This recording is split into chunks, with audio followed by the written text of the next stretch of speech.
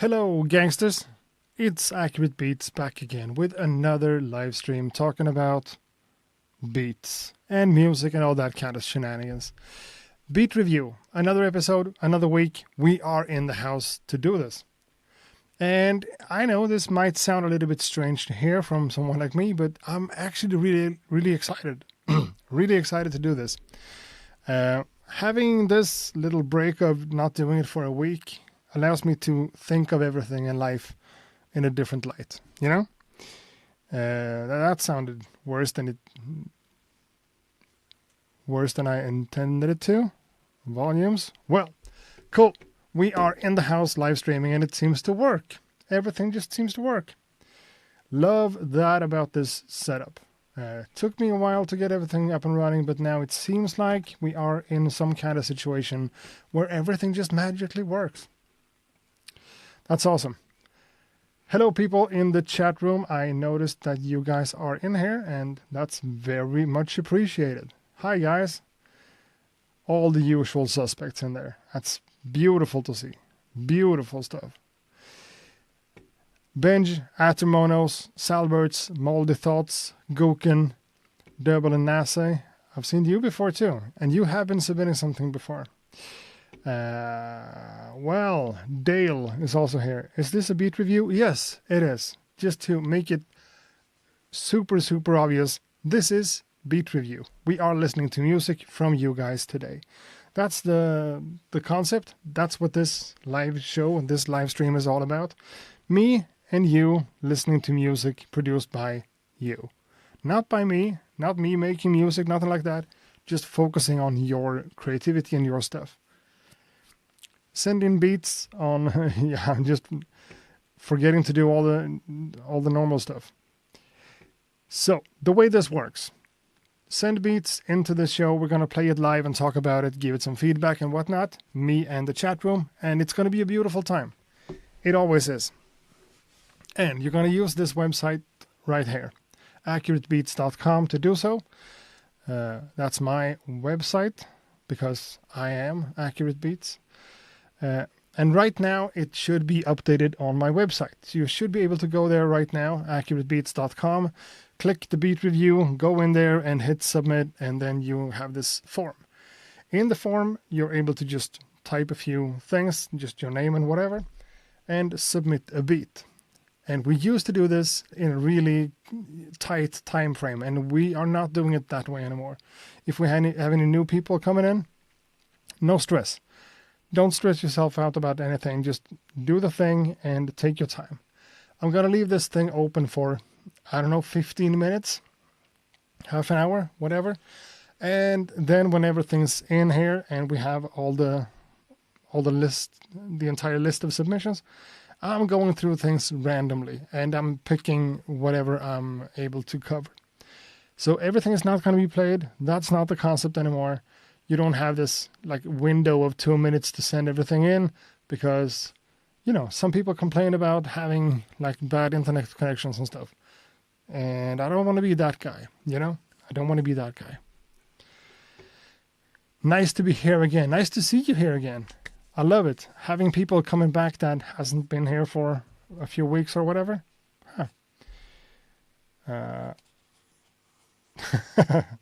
Benj has obviously submitted because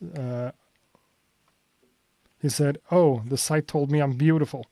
Yeah, it's supposed to. If you have submitted a beat and done everything the right way and you hit submit, it's supposed to say something about, thank you, you're beautiful, whatever. Because you are.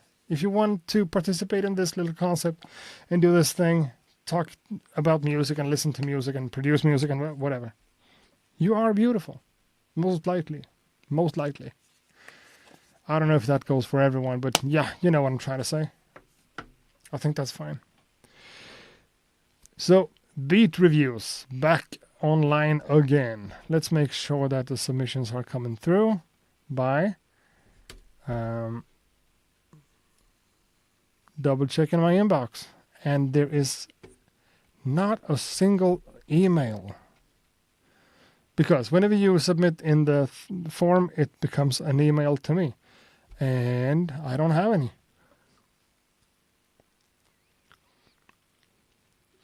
Yep, Billy, I'm picking at random. That's what I decided to do.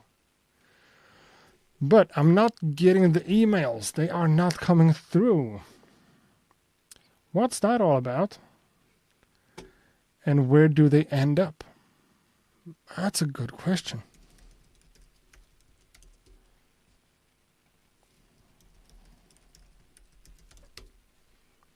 Let's just double check the site right here. Send beats here. There you go, accurate. Whatever. So let me check the back end of all this.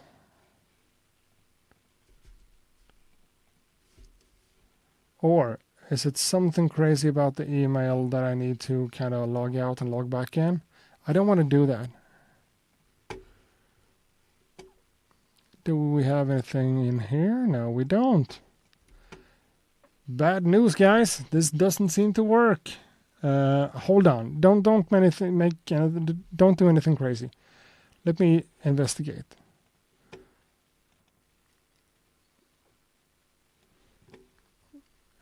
So send beats here. I want to go to that site. That's the site. Edit the page. Double click right there.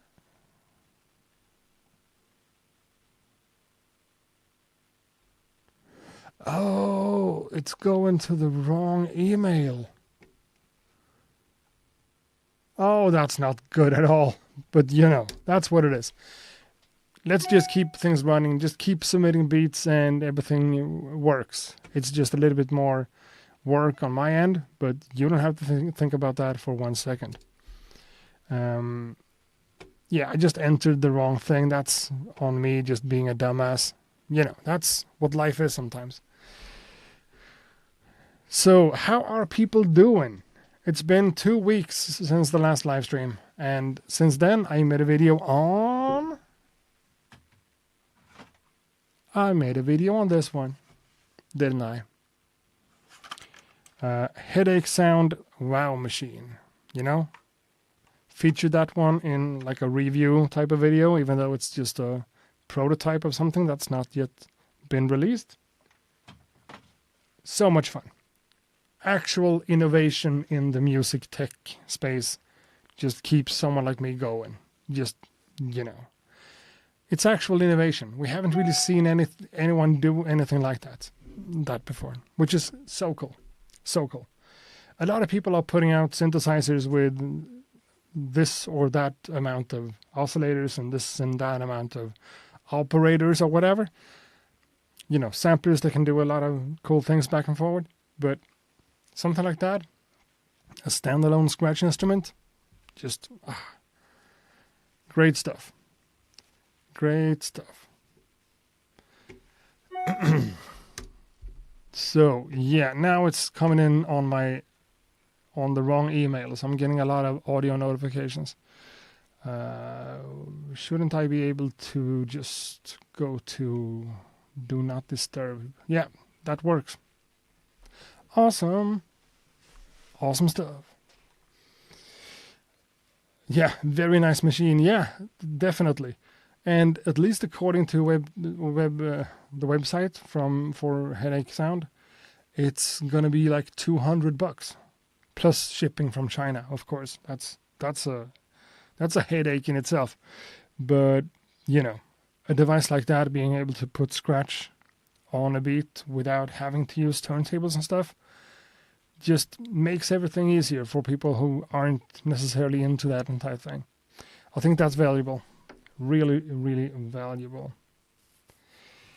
1, 2, 3. Audio is fine. Audio is nice.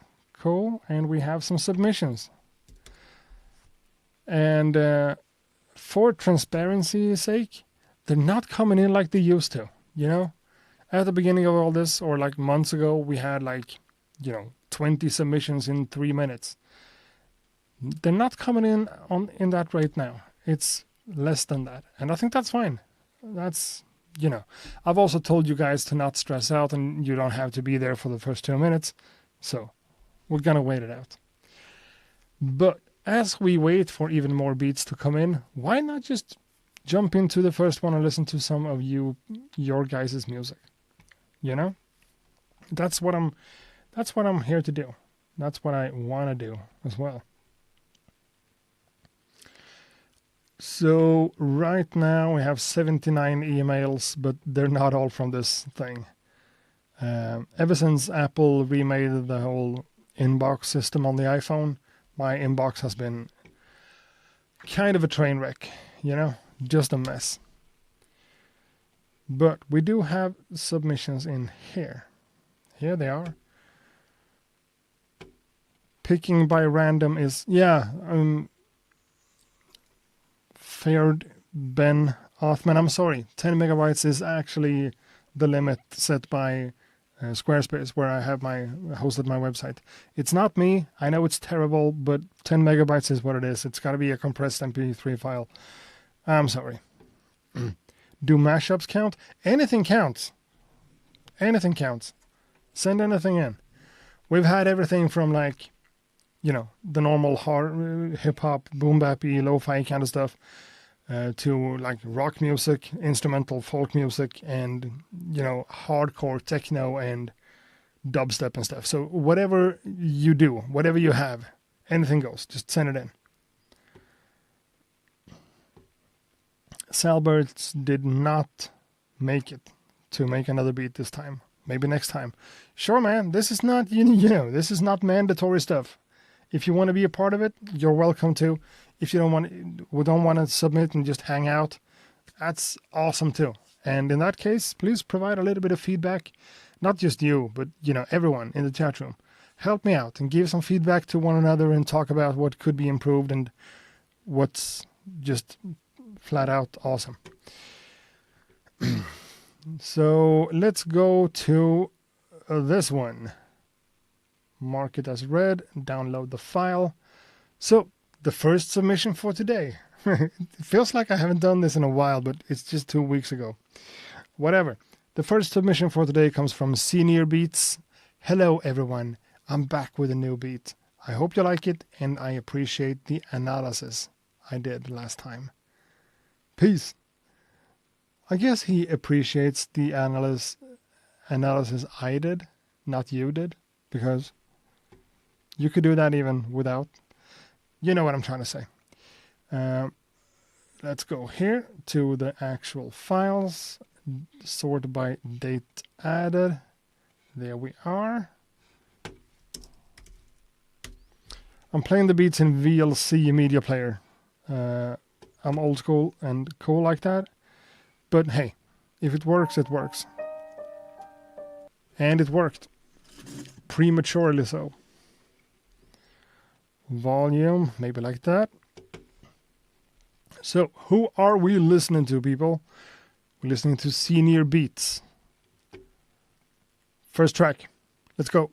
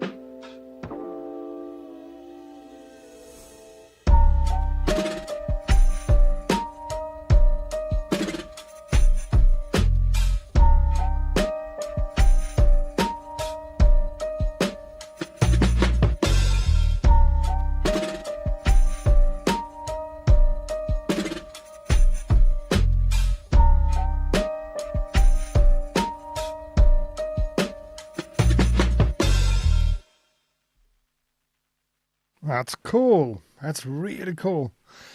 I mean, the right word for this, according to me, is cool.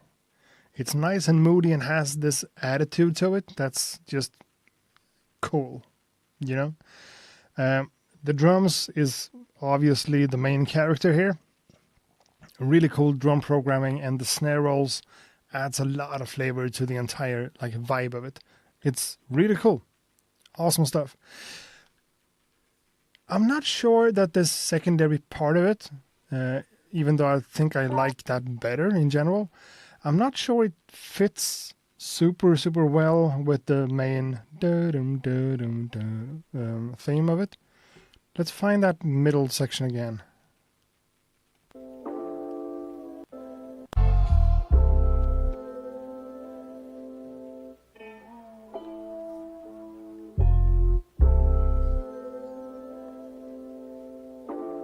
This.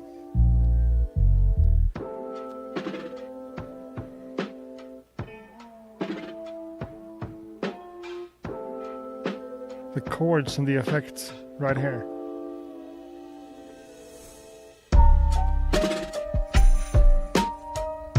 Yeah, I love the vibe of that part as well. But let's focus on the main part here, this.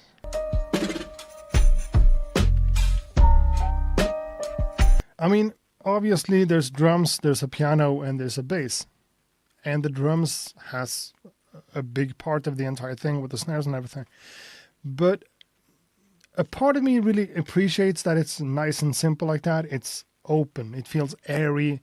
Even though it's kind of dark and moody, it feels open and wide and welcoming. So that's probably a good thing. Maybe you should just leave it at that. But a part of me also feels like, hey, it's open and it's airy, or is it empty? You know, there's a fine line between those two words. No, nothing in terms of pads or background elements that kind of helps lifting the chords. Nothing like that. Just piano notes and the bass line and the drums. To me, it feels like there is space to add something more, but maybe you shouldn't. You know, maybe this is the right thing to do. Just keeping it dead simple, nice and solid like that.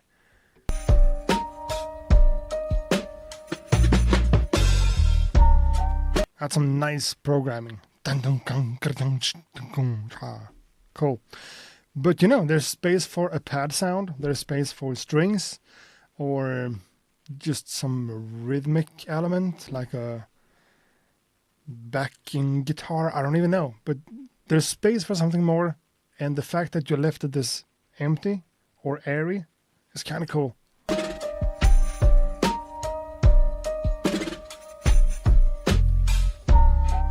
It feels lonely in kind of a beautiful way. Melancholy. Okay, let's not even try to get into that word. Double says it would be nice for a rapper. Yeah, it would. The drum rolls or the icing on the cake. Yeah, for sure. Where do I put my track? AccurateBeats.com. That's where you go. AccurateBeats.com. There's a way to go into the beat review and submit the beat right there. It's open, so feel free. Enough space for someone to rap on it? Yeah, for sure. There is. But the rapping needs to do a lot of heavy lifting in terms of the lyric content of it, you know? We can't be rapping about garbage on this one.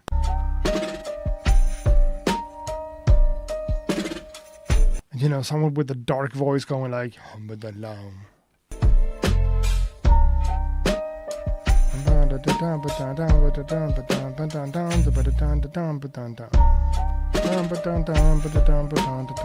yeah, definitely works.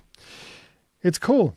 My only point of criticism is that it feels a little bit empty, but maybe that's not the right spin to take on this. Maybe let's just call it open and airy and moody. You know, because that's also what it is. Could be empty and not really finished, but let's not go there. Let's try to keep things positive. But I've said what I've said, you know. It's already, the words are already out there. And a lot of people in the chat room are appreciating this one. It could be an interlude. Yeah, it could. It could. And I mean, sometimes we talk about, like, could it be used in a movie and whatever like that? And this is the perfect, you know, the perfect fit for any type of sad film. I'm even imagining some type of cartoon. A sad brown and gray cartoon. Well, awesome stuff. Awesome stuff. Thank you, Senior Beats, for sending this one in. I liked it, and a lot of people in the chat room did too. I just think it's fun to kind of put all these words together. Is it empty? Is it not finished? Is it open and loose? And, like, you know, all those thoughts about music. That's what we're here for. That's what I'm here for. So again, no, I switched email. Okay, now we have more submissions for sure. Awesome stuff. Thank you guys. This is so cool. So cool. We played one so far. Let's get into another one, right? And let's pick this one right here. Simon ZYZEZZ, which is Simon Z's Ericsson. We've had you before. Yo, accurate. Simon from Trollhättan again. I go under the name CY. Okay, that's his actual name. Let's try to give it a little bit more love. CYZEZZ. How you say the name, you can hear. How you say the name, you can hear it on my tag in the intro. Okay. Thought I'd try it again with another beat. Sample-based, contains just samples, bass and drums. The beat is called Situations. I hope you all enjoy it. Peace. Okay, so first of all, let's figure out how this name is supposed to be pronounced. It's obviously in the beat tag in the beginning of the track. And, you know, let's also hope for a great piece of music by Simon. Let's go.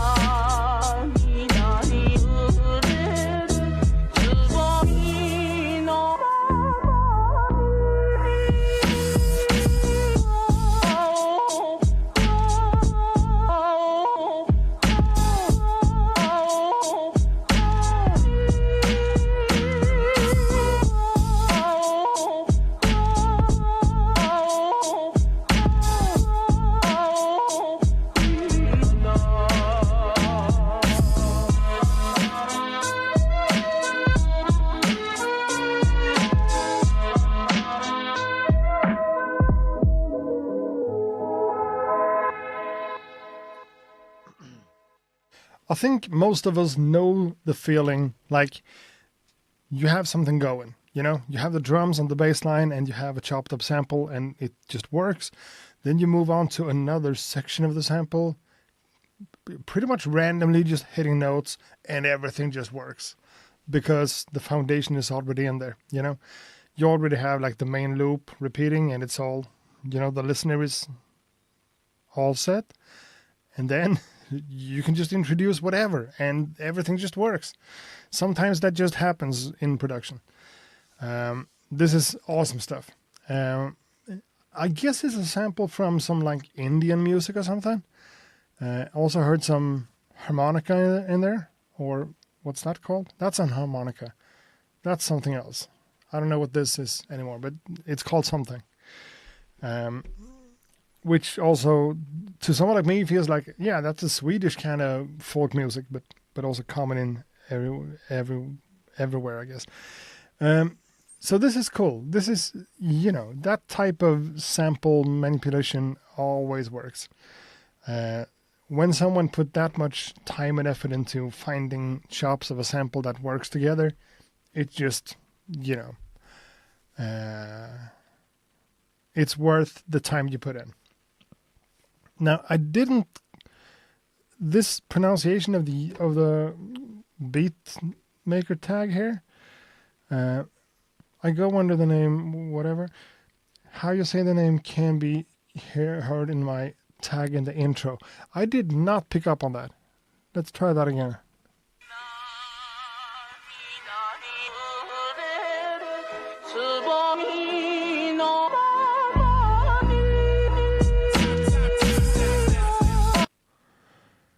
Am I stupid?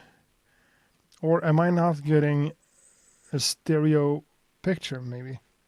Is that the thing? Control room, no. Outputs. Yeah, I'm getting the stereo. Huh.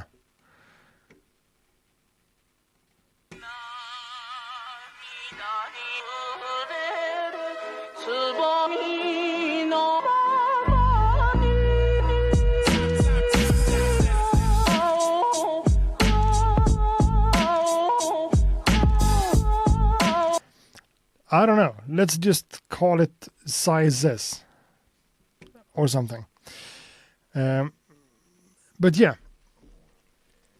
I feel like the snare drum is a little bit loud and a little bit too in your face, because it's the same snare drum all the way. It's, you know, that's common, not a problem there.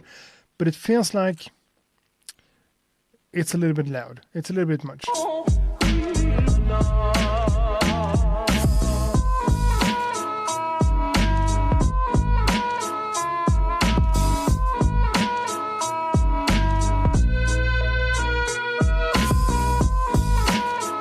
I like this section for a chorus.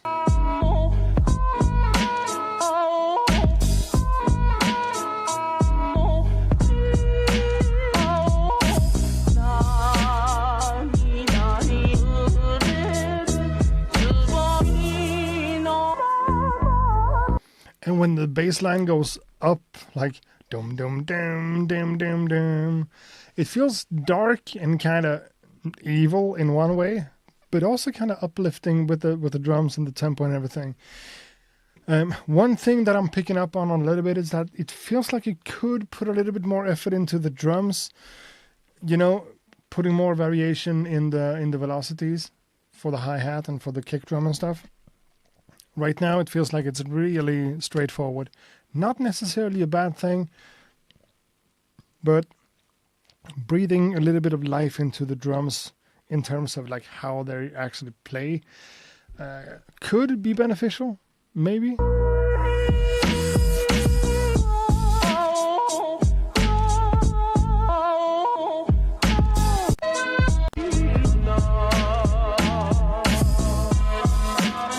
This is also cool.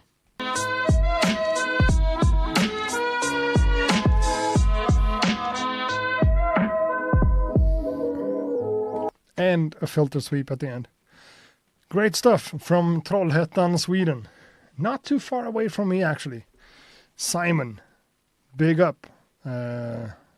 Shout out to Trollhättan. For sure. Awesome stuff. Great job. How you put everything together with the sample is great. A little bit more work put into the drums, maybe could be beneficial. Who knows? The overall vibe and the entire thing is cool. I mean, using samples like this is, I think that's really fun. Whenever you find something from like something from Asia or India or something that really doesn't feel like what we're used to, in Europe, US, whatever. Putting a spin on stuff like that still makes sense and it's really cool. I mean, that takes things up another level because it's fun and it's different. Great stuff. Thank you, Simon. He's in the chat room. Thanks for the review. You pronounced the name right. So, Sai says something like Simon says. Oh, okay, because your name is Simon. I did not figure that out. My bad. This is Simon Eriksson, aka Sai says. So, Simon says, but spelled differently. Whatever. Let's not dwell on that. Great stuff. I don't have too much bad stuff to say about that one in terms of anything. But maybe the drums. Maybe that's my point of criticism. Do I always need a point of criticism? No, I don't. I can just play a piece of music and be fine with it. But in this case, that's not what we're trying to do. We're trying to improve ourselves and others. And people are speaking German in the chat. Please try to keep things in English if it's possible. I mean, I could go crazy. Jag skulle kunna snacka svenska och bara sitta här och streama inför en amerikansk internationell publik och prata svenska. Svinkonstigt. Det tänker jag att vi inte gör. If you're gonna be German, I'm gonna be Swedish. That's just... No. Now it sounds like I'm all upset about it, and I'm not. Whatever. So here is one from Nikita. Okay. Someone called Nikita iPad Kid randomly noticed that a famous Russian kid song lyric would... Okay. Randomly noticed that a famous Russian kid song lyric would fit way too good on Bell Mercy while taking it to the university. I don't think I know what you're saying, but let's, let the music do the speaking. So a sample from a Russian kid song, I guess. That's too loud. I'm sorry about that. Let's turn it down and let's go again. Up-tempo stuff.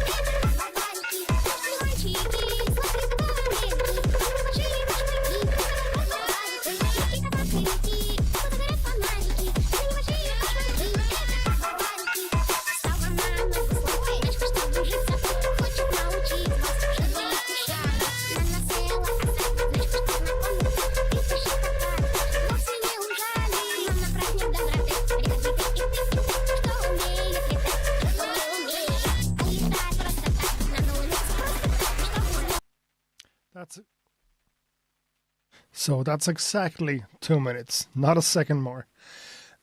If you have checked in on this beat review streams before, you know that I am kind of stuck in my ways and an old school beat maker hip hop kind of dude. This stuff doesn't fly for me at all. Benji said, I'm not qualified to comment on this. I feel the same way. I'm not qualified to say anything. I don't understand this genre and I'm not a fan.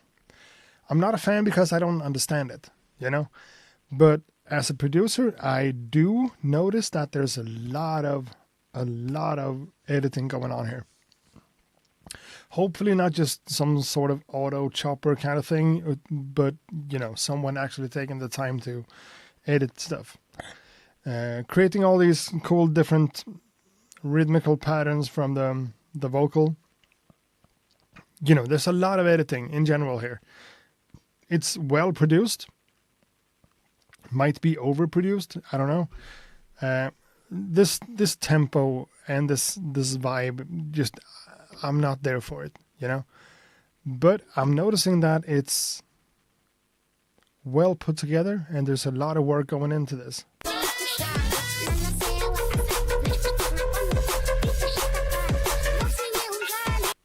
I mean, it sounds good. The sonics, the audio quality and everything sounds great. High quality stuff, but in terms of the music, I actually can't stand it. Makes me stressed and feel anxious and, you know, starting all types of negative cycles in here. There's a section here. I mean, this could be kind of fun. Because it's not that energetic, but it's still just a build-up. And there's a lot of that going on in here. A lot of dynamics, a lot of build-ups, a lot of breakdowns, a lot of, you know, the track is 3.5 minutes long, and I guess it just keeps giving in terms of variation and stuff. So again, a lot of great work put in behind this.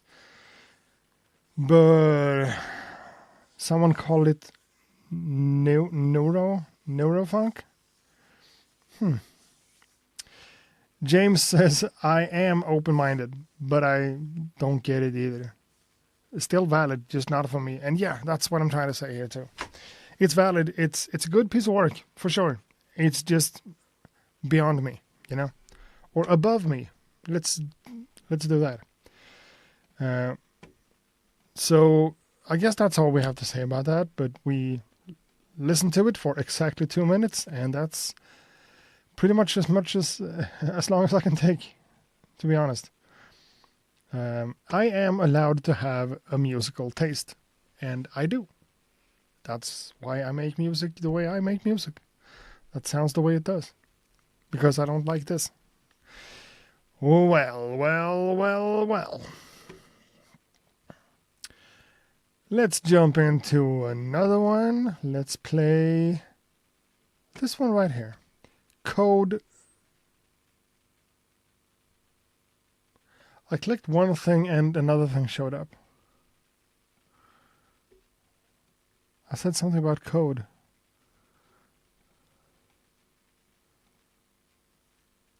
Oh, it's sorting the wrong way here. My bad. That was actually the last one. Nikita iPad Kid. Let's instead jump into... and let's refresh again. Beats are coming in constantly, which is cool. And let's show all of them in the list. I know this takes too long. It is what it is. You know, I don't have anyone to help me. Let's go with this one. Eddie Ed beats. Eddie Ed. Main samples are sampled from vinyl the classic way. Smiley face. That's all he wrote. And the name was Eddie Ed Beats. Let's pull that one in here and have a listen.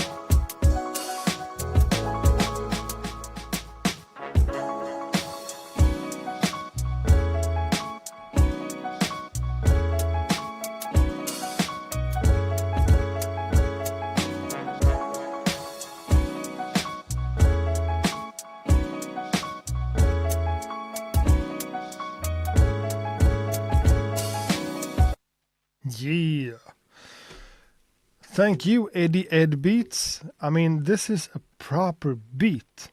When we're talking about beat reviews and we're talking about beat makers and hip hop and, you know, samples and all that, this is where it's at. One thing that I'm thinking straight away, if I'm looking for any type of feedback or comments on this, I mean, it's not that saying that it's repetitive is too easy. You know, it's not repetitive in that sense of the word.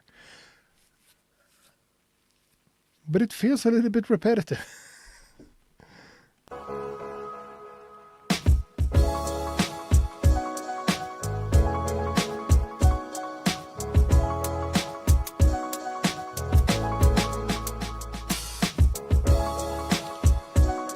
I mean, you're doing pretty much everything right here, according to me. The drums has a nice amount of swing and life to them, and you have these boom, you know, fills and stuff going on. You know, in contrast to someone else here earlier tonight, it feels like you did put a lot of effort into the drum programming, which is cool. And the main sample, this is a great usage of delay, by the way. A delay effect, just being musical and nice and just fitting in there, does a lot of heavy lifting.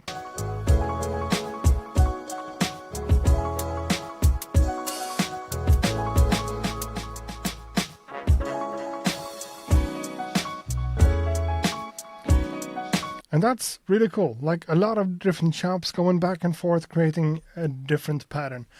What I think I'm trying to say here, what I'm trying to like put my words to, is that just one section of this would benefit a lot from having some type of melody or some type of notes that just goes over a few bars.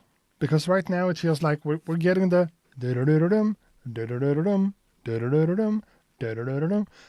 we're getting that.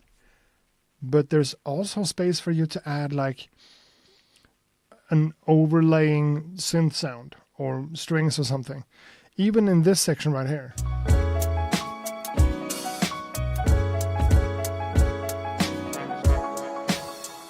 And oh, I just noticed those horn stabs. Beautiful.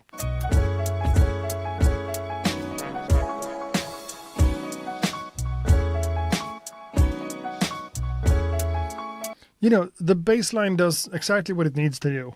Just a boom, boom, boom, boom, boom, boom. Really good stuff. But I want something, just one element somewhere in the track, like for 8 bars or something. Playing something that just extends over the other ideas you have. It's all in there. All the sounds and all the notes, everything. It's cool. But it would take it one step further to just add something. Could be an organ, could be a synth, could be, you know, strings, or even a secondary piano melody. I don't know.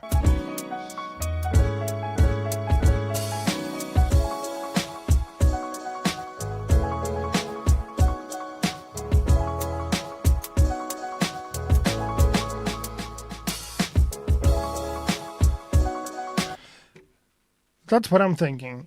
In terms of like an instrumental piece of music, you know, if this is a beat for a rapper, you know, take everything I just said and just throw it out the window. Doesn't matter.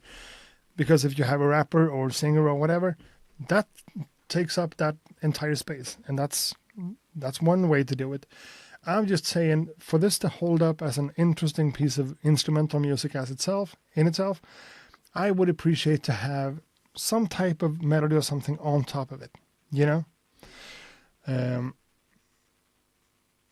Dale says, good beat. I suspect the pitch on the horn and the piano sample needs to come up a bit.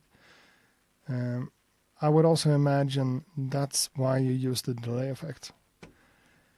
I mean, maybe that's true, but I'd really appreciate the delay effect.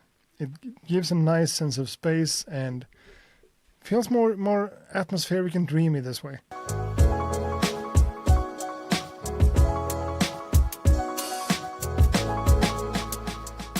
I mean, I like to think about maybe reverbs, but mostly delay as a thing you can use in basically two ways. Either to hide something, like a delay to just extend the space of things, like blending it in just a little bit, just to have it as a mixing flavor, as a mixing tool. Or in this case, just use a lot of it and use the effect of the delay as a part of the instrument, as a musical idea. And to me, that's a great way to do it, because you can hide a lot of mistakes and a lot of shit basically with reverb and delay. You can also use the delay this way to like extend the notes and have everything just bouncing in on beat with the beat, and I think that's cool. But yeah, a nice mix, nice sound, all the elements are in there, it's cool. But I said what I said. Eddie Ed Beats is also in the chat room, being appreciative and everything. Thank you guys, I really appreciate your feedback. And he is obviously from German too. Cool. Europe in the house. Europe in the house. Refreshing the inbox once again. And going in there. I just got an email from... Oh, I can't even say what that was. Doesn't have anything to do with music or gear, but it's some other kind of secret project I can't talk about. Well. Eddie, that's you. Let's move into Björn. In Erosion, Björn. Too much bass is the only message he sent. And this is also the guy who commented something in Swedish before. In Erosion, Björn. Maybe it's just in Erosion, I guess. And his name is Björn. Björn is kind of a common name in Swedish and means bear. The animal, not the drink. Which is bear, right? Confused by speaking not in my native tongue. Very well, here we go. In Erosion, let's go. Fucking, too loud. Okay, so that also should be pointed out to the guy before you, Eddie Ed Beats. Doesn't feel like that track had the punch it needed and the volume it deserved. So maybe it's not mastered, and this is. So we have a lot of variation in volume, Now, let's play In Erosion.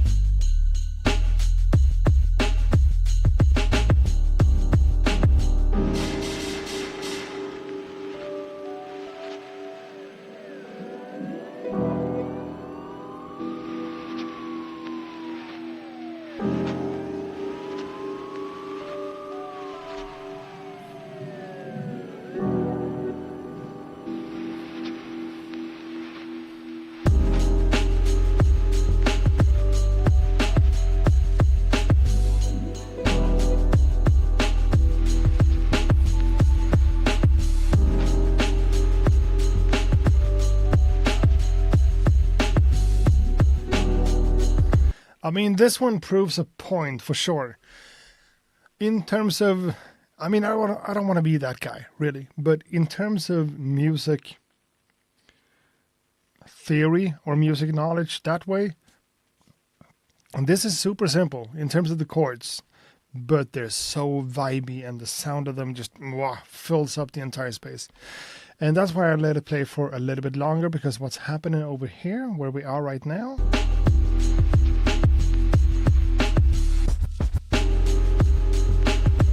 makes the entire thing like different. So the main chords are just 2 chords, I think, going back and forth.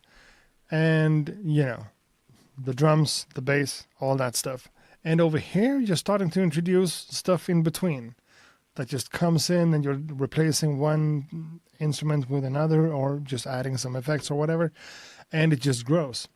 Subtly, but still, it grows. And that's really cool. This is just straightforward. The balance between like the instruments and the bass, just it's right in the pocket, and it feels really good. Il Al in the chat room on the Beatcast also pointed out something about the kick drum, that it's a little bit heavy, and I would say not heavy. Before I heard this the section with just the bass line, I was thinking about like, yeah, this is maybe a really, really bad kick drum sample.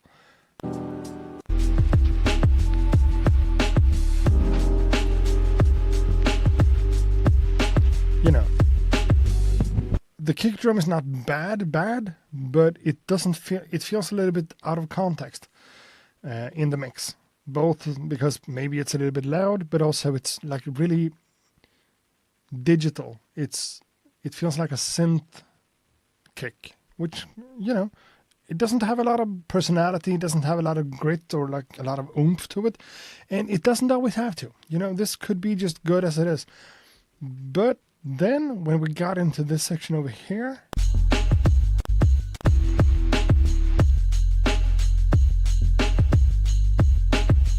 now I see what you did. Since the bass notes are so low and so subby, you kind of need a kick drum that's not in the exact same frequency range. You need it to be a little bit higher in this case. And then it becomes really punchy with some compression, I guess. And it feels like a synthy kick drum that I'm not a huge fan of. But together with that bass line, I know, I see what you did. I see what you did.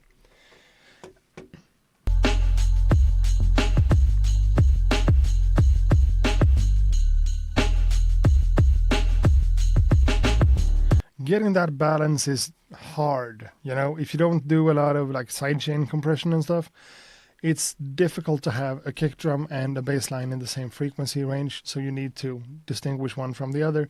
In this case, I think you maybe took it a little bit far. The kick drum feels like it has a little bit too much punch, a little bit too much compression, and that kind of not very organic kind of feel to it. I'm not saying that I hate it, I'm just pointing it out. I noticed what you did, and I see why you did it, and you might have been able to do it a little bit differently. And sorry that my voice is kind of going into this sometimes. That's just what it does. But yeah, nice and vibey and cool.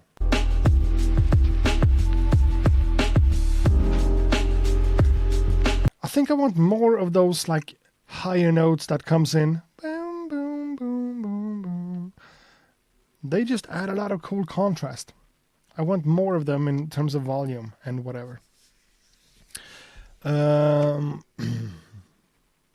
I mean, we're really picking this one apart, being like super critical about the kick drum. It's a kick drum. It's not the end of the world, you know?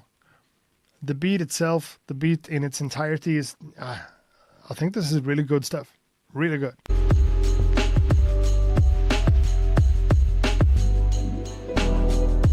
And it's kind of a ballsy move to leave all the Rhodes chords and stuff that low, I would just pitch everything up a few semitones. But the fact that you didn't makes this one even moodier and even cooler than what I would have made it. So, you know.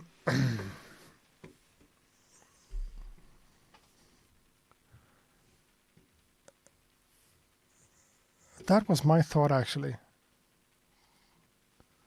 Have it out of the way for the bass. Yeah, and the question in the message was too much bass, question mark. And I mean, the bass is not too much. I really don't think so. But the kick drum has something strange going on. Maybe just, you know, do a low pass filter on it. Just take some of that punch. No, maybe that's not the right thing to do. Making the kick or the drums the main focus of the beat got its purpose. Is that what you did? Well, it sounds like a stock Reason kick. Who haven't used Reason in a while? Reason has a lot of sounds, both good and bad, of course. But it's a nice beat, it's a nice vibe, and I think it's cool to leave it simple as that when it comes to the musicality of it. Not going crazy with like, yeah, I need to add this kind of chord and this kind of chord and doing all sorts of things. Back and forth works, you know. I would glue compress the bass and the kick in a group. The bells reminded me of how Lord Finesse used it. Yeah. Okay, a lot of cool suggestions in the chat room. We really appreciate that. But for me, it's time to move on. It's time to move on to another track, to another beat, another email. Yeah, it's not emails, but it becomes emails. We've been through this. You know what it is. The last one came from... Shit, I failed to... In erosion, yeah, there you are. Now marked as red. Cool stuff. Do we have anyone else? Yeah, we do.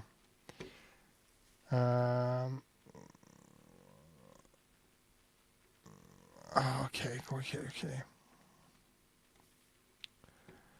Billy Pads got chosen. Billy Pads was in the chat before. I don't know if you still are here, but whatever.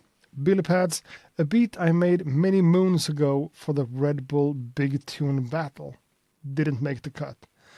Okay, I'm sorry to hear that, but you made the cut for Accurate Beats Beat Review live stream. I mean, that's not much compared to Red Bull, but here we are. Billy Pads, a beat you made many moons ago. Let's have a listen.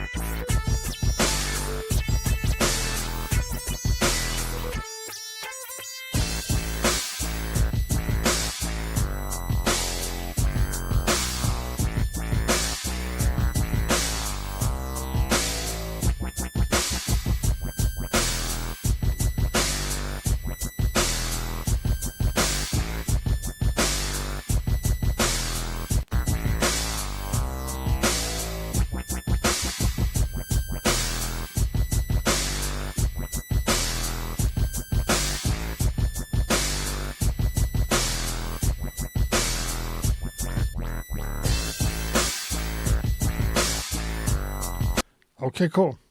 Billy pads with a beat made many moons ago. And I don't know, I'm not the expert on anything here, but to me, this feels like it's straight up MIDI, you know? Synths playing a lot of cool stuff with those super personality driven drums. I don't even know, but the snare drum has a lot of personality and is really special. I do like it. This is not the type of drums I use myself, but the way the snare drum plays in context works.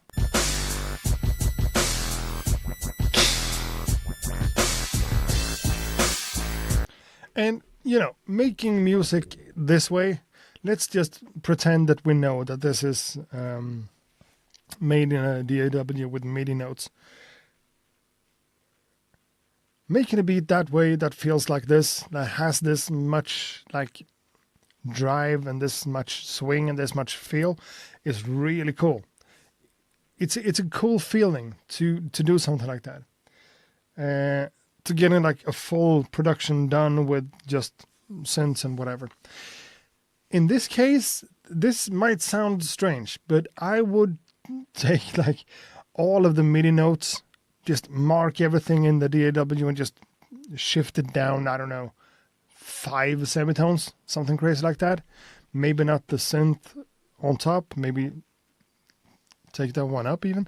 I don't even know. It just feels like there's a lot of space in the audio spectrum here that you're not utilizing. Just because it's synths and just because it's electronic doesn't have to mean that it's thin, you know? It doesn't need to mean that you're in this confined little space of frequencies, you know? That synth right there, that sine wavy thing, has a lot of low information if you just take it down a few semitones. 100%.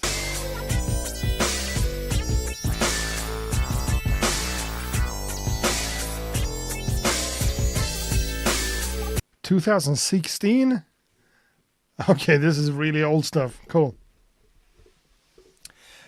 So, I mean, I guess you're not going to go back to work on it. Just because I say that I would like to hear everything transposed down. It has a cool feeling to it. And, you know, being that synthy is a quality in itself.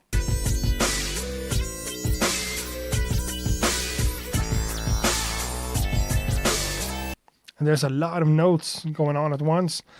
So separating things in terms of the frequencies and like the ranges would make sense to me.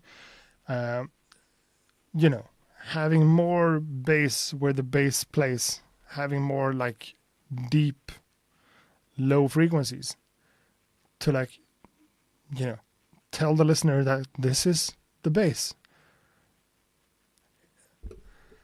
I was inspired by the games Dope Boys.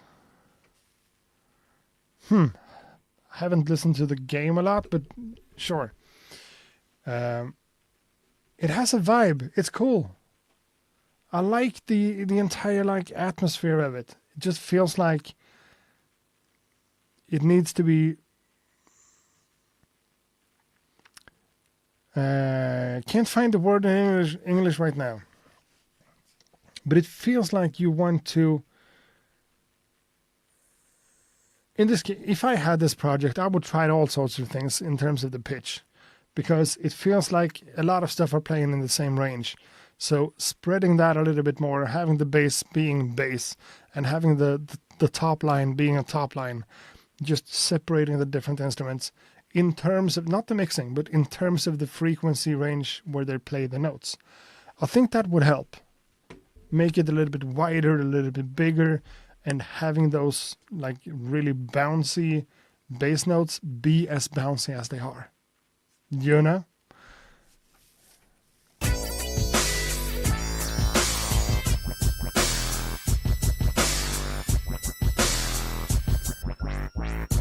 I think I made it on Reason. And I mean, we mentioned Reason twice. Reason is a cool DAW. I was supposed to do something with Reason years ago, and it just didn't happen. But I think maybe that's on my old computer. Yeah, I don't even have Reason installed anymore. Reason is a cool platform. It's different, and it's as valid as any other DAW, for sure. So that's Billy Pads. Thank you for sending this piece of music my way, even though it's almost 10 years old. I mean, that's not necessarily a bad thing. Now, I'm not gonna choose this beat randomly. I'm actually gonna find it. This doesn't happen. You know that this doesn't happen. We have Il Al from the Beatcast in the chat room, and he wrote to me earlier today and said, like, yeah, I'm gonna submit. I said, cool.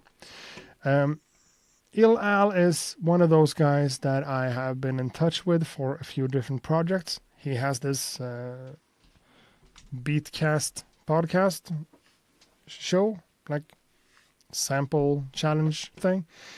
I've been on the podcast and I've had him on one of my videos too.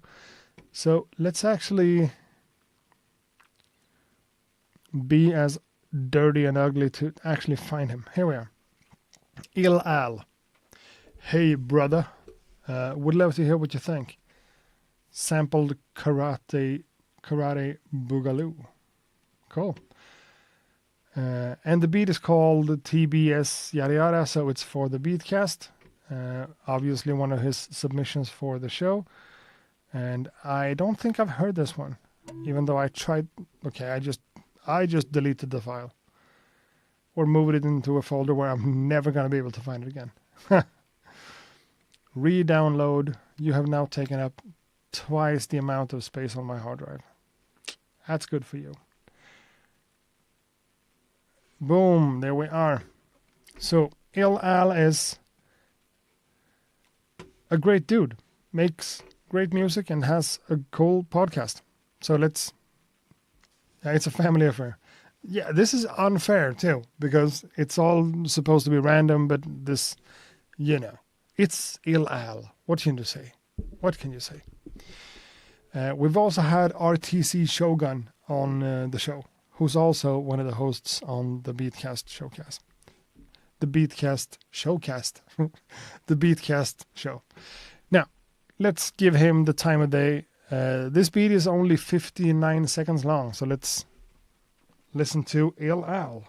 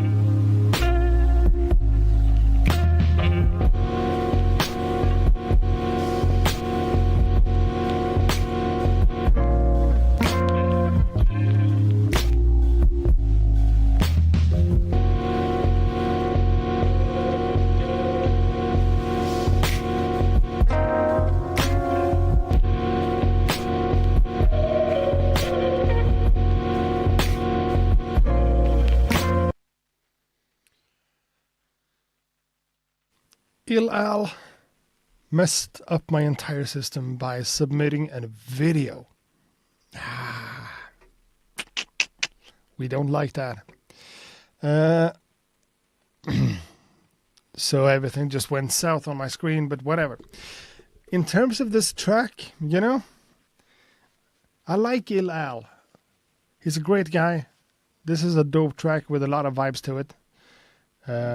There's a lot of side chain compression, a lot of ducking. But to me, it feels like it's you know,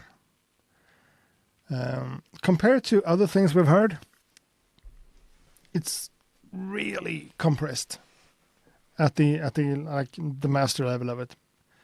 Compressed or a brick wall limiter or whatever. It's really loud, punchy in your face. You know, a lot of the dynamics are taken out, which is definitely also a creative choice to do. You know. But a part of me just like the first thing, it feels like the mix is a little bit strange.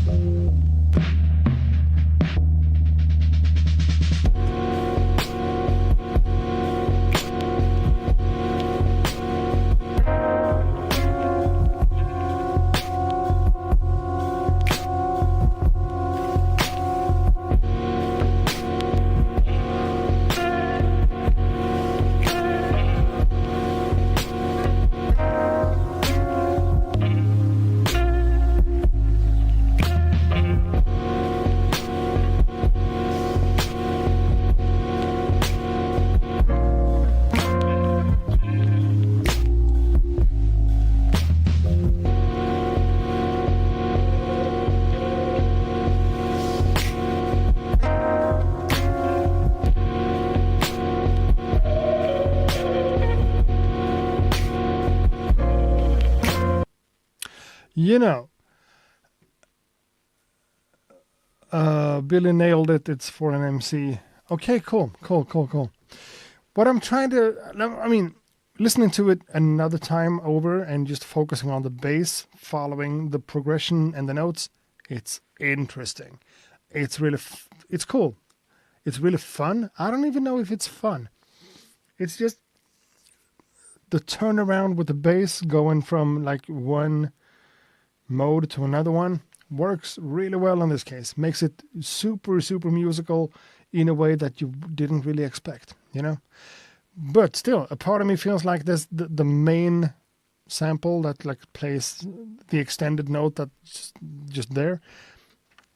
What happened if you took that down in volume?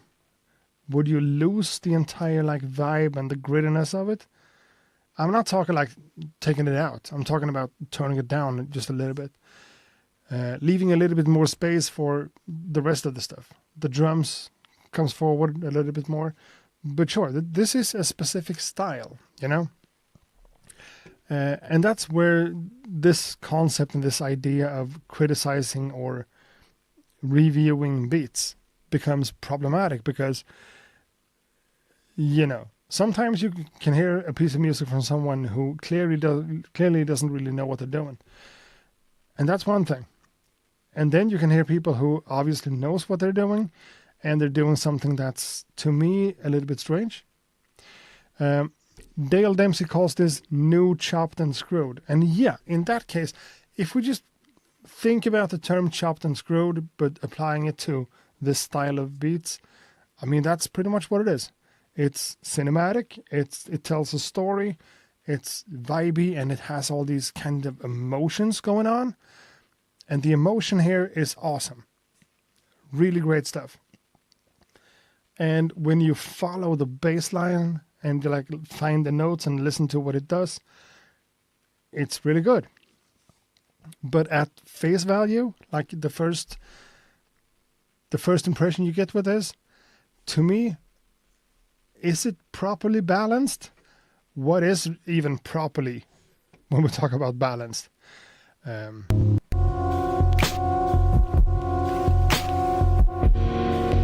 Because even the bass line is...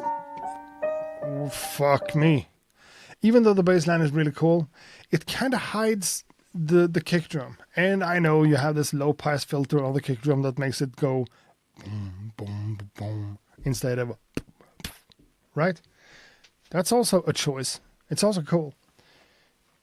But a little bit more rhythm, a little bit more like punch of the drums are in there. You program the drums. I want to hear more of the kick drum because now it just hides away in the rest of the stuff. And it works because it's side chaining in a way that's interesting. I mean, sidechain compression is its own sound these days. It's just, if you do a lot of sidechain compression, yeah, you are in a specific type of style, which is not a bad thing, you know? But in this case, it's just something about the first impression of this is noisy and like disturbing and cool. That's also emotional, you know? Am I sitting here and just hating on Il Al and his beat? Is that what's happening? That can't be what's happening. He's a nice dude. I appreciate the guy. And I appreciate this music too. It's funny to try to pick a beat like this apart. Because if we don't like let him get away with the fact that it's a specific style and it's a vibe, whatever, if we don't do that and we just criticize it as a piece of music, as a beat, it feels like, yeah, a few things could be tweaked. Maybe for the better, maybe for the worse. I don't fucking know.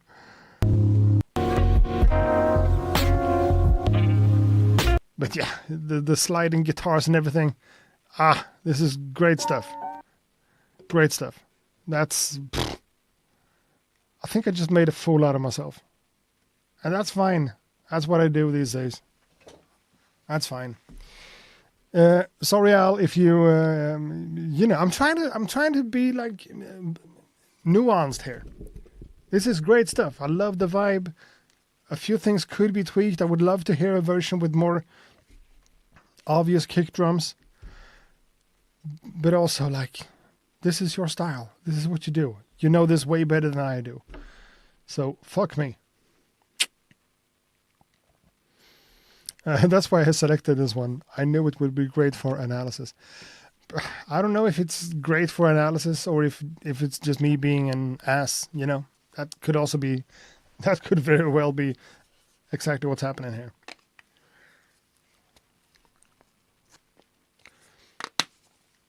I'm not letting you get away with anything just because you're nice, you know?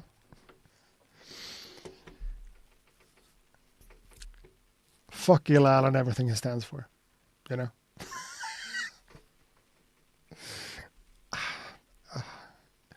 Whew.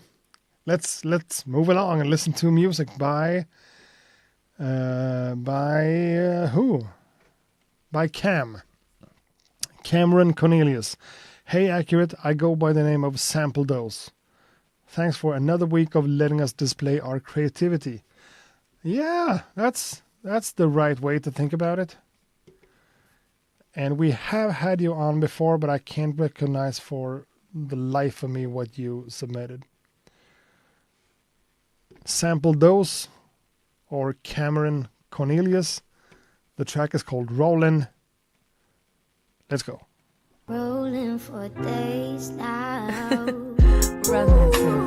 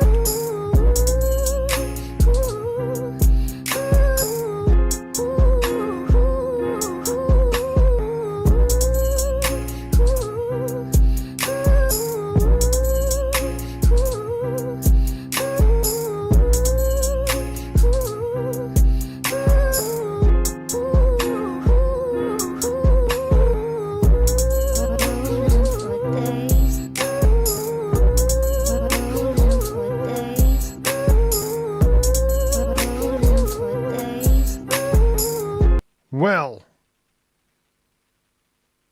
that's cool. So much potential, so much like production goodness in one track. Super clean, nice mix and everything. Just sounds good. But hey, this vocal sample becomes too much. And I keep like, maybe because I'm a producer, beat, whatever, myself, I keep just wanting one specific thing that just never comes. You know? And I don't even know how to illustrate it, but like here.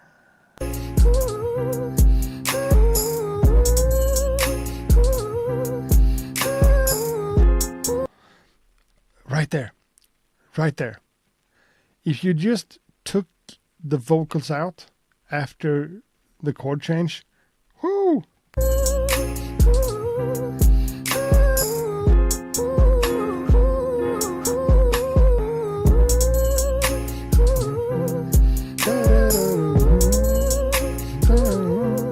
Da da da da dum dum dum dum dum dum. You know. Da da da da da da da da dum. And just not play the vocal for, you know, a few bars. It feels like you have this, you know, when you have a chord progression that never plays like the first chord again. So it's like boom, bum, bum, bum. And you never get the bum. You never get the whatever that's called. That's what this feels to me. Like, I love most of the ideas here. The drums, this whole R&B kind of vibe is really awesome. But you're doing it a little bit too much with the vocals. The vocals are fine. They are really cool. They add a lot of stuff to it. But just having a section that just doesn't have it, whew.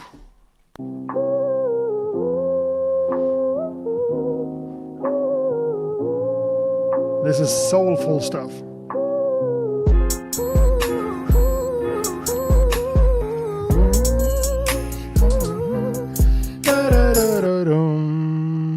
Without, you know, that's the vocals, and then dum, that's not the vocals. That would just create the resolution. Is that the word? A resolution? Yeah, I think it is. Like you have all this tension built up, and then you need a resolution, right? Accurate is right. A break from the vocals would make it slap harder. Yeah. I mean, this is really good. When it comes to the overall production and how everything goes, what is that? I don't even know what that means.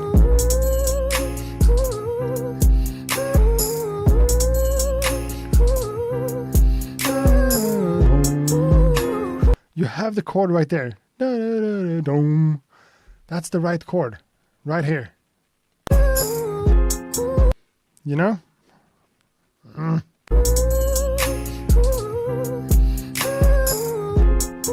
That, and just not using the vocals, would make me able to breathe for a second and just, yeah, that's it. That's what we have. That's where we are, you know? Cool stuff. Who made this one? That's me. Sample those. Yeah, it's you. This is really cool stuff. I mean, I'm of this specific genre that this type of drum programming makes me think of Timbaland. I know that's not 100% accurate, but it still does. Rolling for days now. This intro.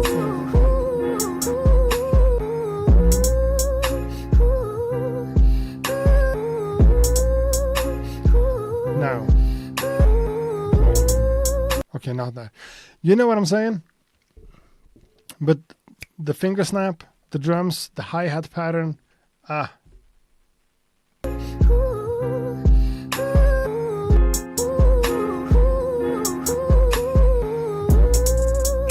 And the bass, the oomph going with the kick drum, great stuff. and then get funky with the bass, and then the vocal sample drops out. Yep, that would also be something.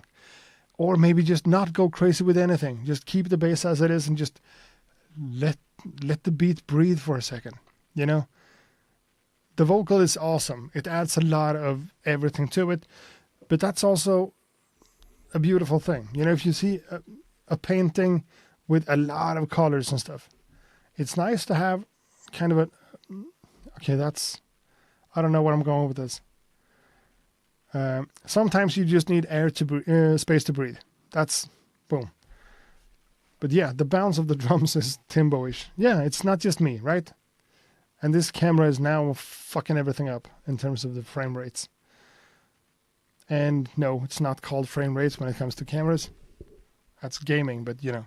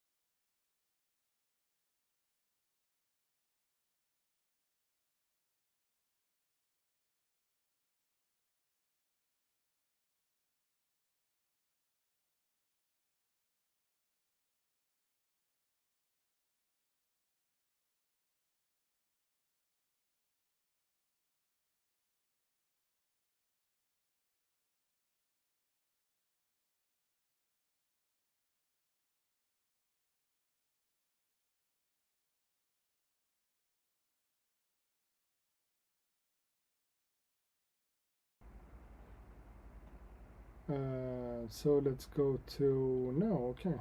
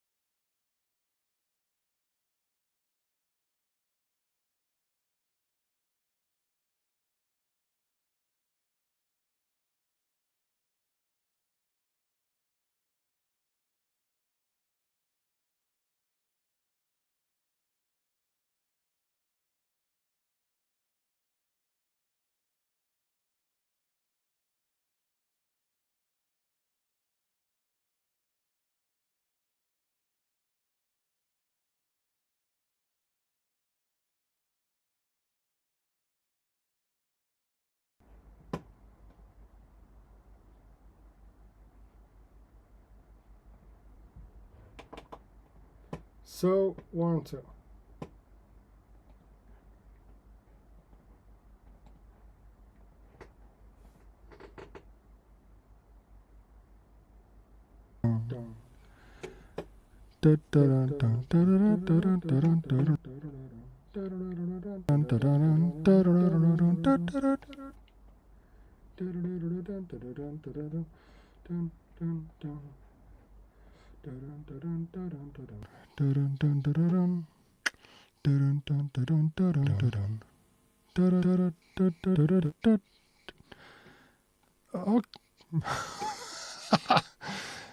I don't know. Now it looks like it works. So we're back. If we are back, give me the number 4 in the chat room, please.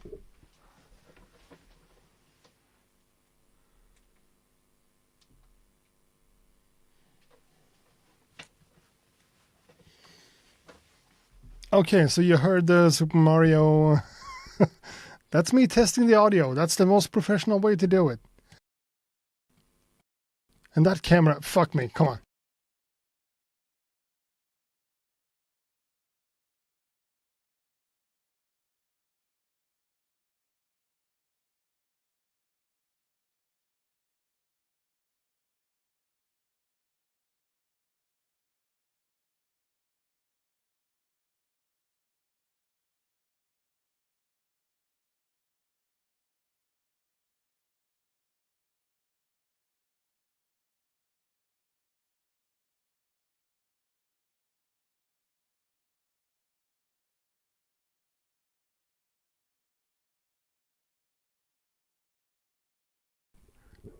So we don't have audio. Okay, we don't have audio. I know. Thank you for the force in the chat. But we do have an issue. Let me just fix that real quick with this one.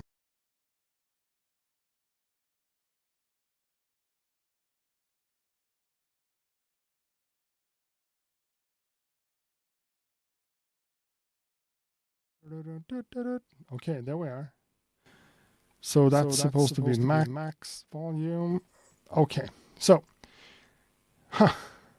1 2 1 2 1 1 2 2 1 1 2 1 1 2 1 2 1 2 1 2 1 2. Audio. Yeah, all audio is in here. Cool.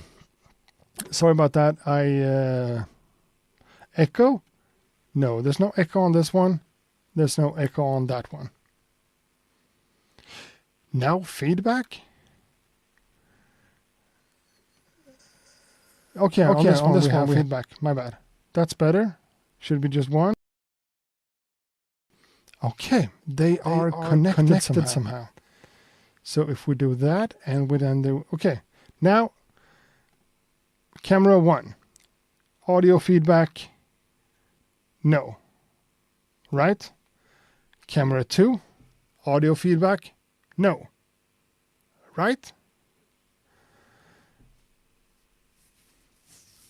This setup is, it's fine, it's good. It's a little bit complicated whenever it starts falling apart.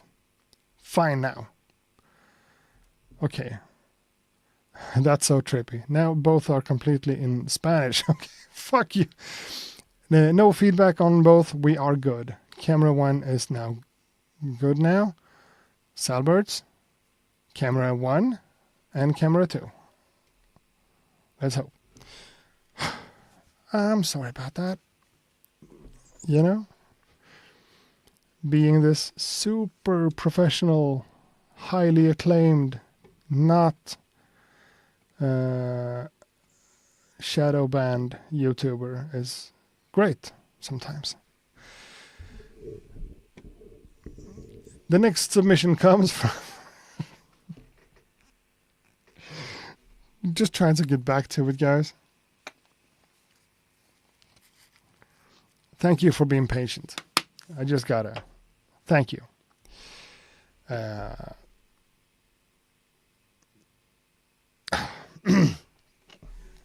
So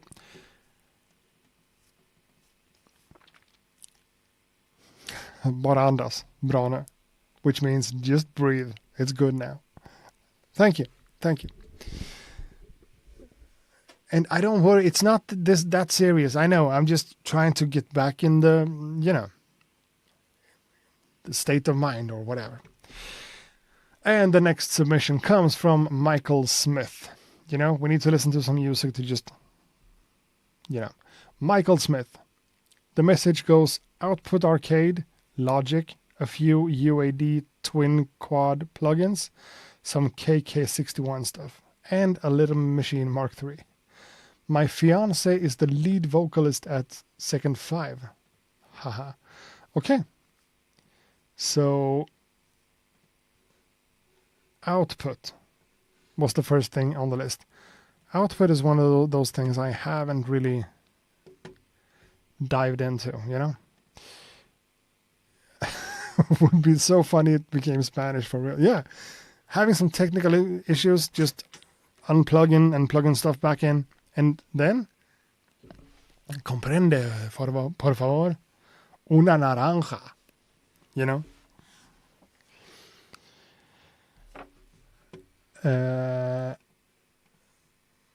Michael Smith, let's go.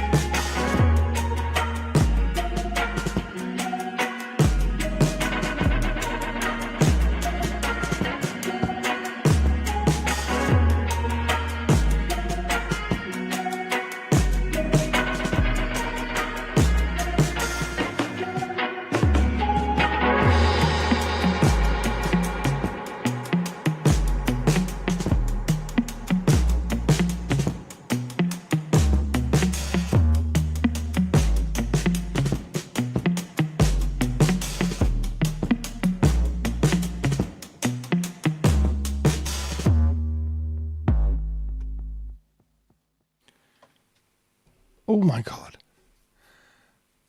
That's the piece of music that just keeps on giving, you know? I don't even know where to start, what to say about this. That's crazy. He used Output Arcade, Logic, some plugins, complete Control 61 stuff, Machine MK3. I mean,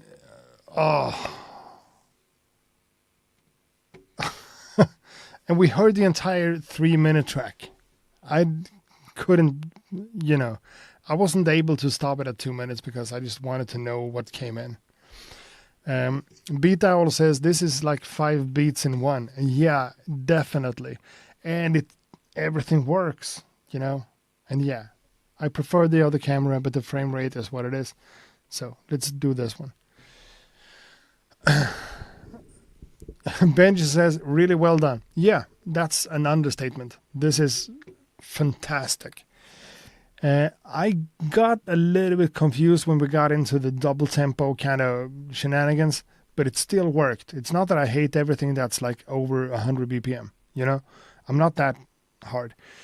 But then it came back and became like dub for a minute and, really crazy. Who made this? Michael Smith. Whew. This is one way to produce music, not just banging out like making a couple of beats per day or whatever, just working on the track, building different sections. Personally, I'm not a huge fan of this like overdriven, like overtony kind of guitar thing right here.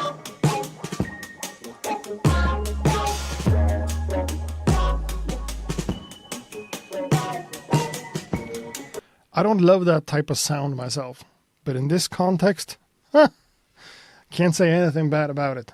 It's really good. And a part of me just wants to play the entire track from the beginning again, just to start putting, taking things apart.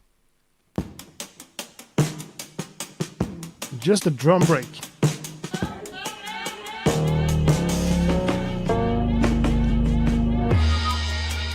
And the bass, boom.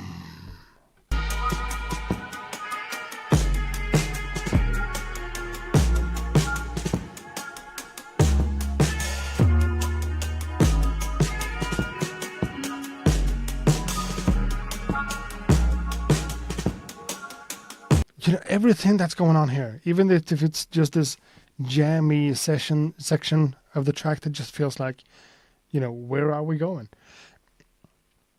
With all these different guitar figures and stuff, and the bass and the drums and everything, just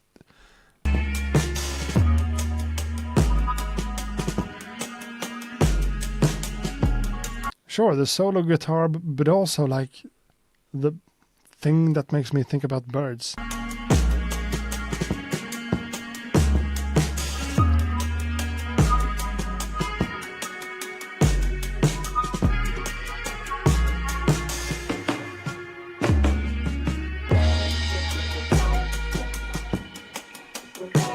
Yeah. And going from that to this? No. To this? Being all garage?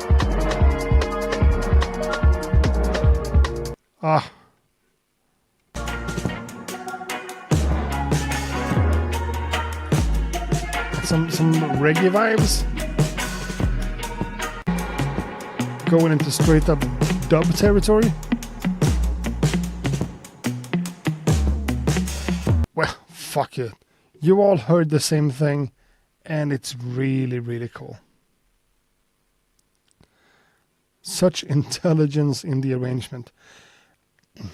Yeah, the beat was suddenly late for the bus, but made it just in time. I mean, yeah, if we're talking about music for movies, like cinematic pieces of music, I don't know if we can get any like more obvious than this. So cinematic, so cool, all the vibey guitars in the background, like just oof. Sections upon sections of just goodness, and in each session we can find layers of goodness that just combines into one. I mean, even if we take this energetic part over here, we have so much details that just...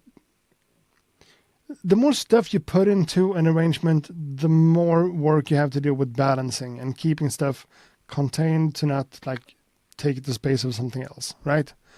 And this is just a masterclass in just that.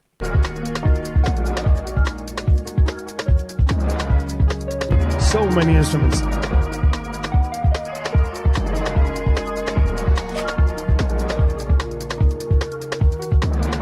So many instruments, and still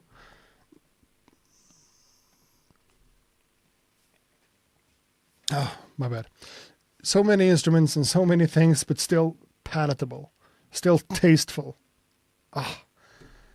Jesus, why are you sending stuff to me?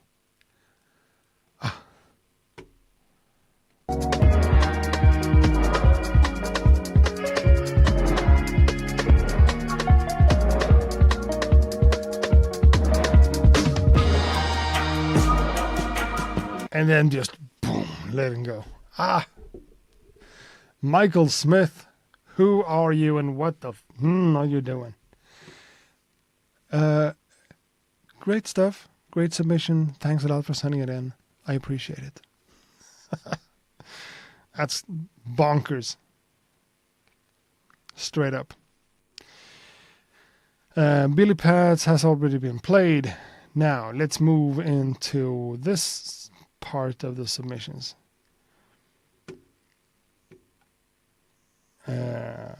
This one.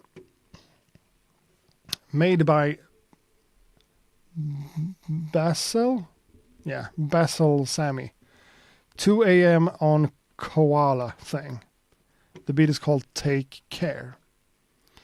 Koala, you know, that's also something I really wish I had the time to dive into, because Koala is such a cool app. An iPad, iPhone app, maybe for Android too, but who knows. When it first came out, people said that it was like, yeah, the iPad version of an SP404. And that's not even true anymore, because it's more than that. Different than that. So this is made on Koala by Basil Sammy. 2 a.m. on Koala. Cool?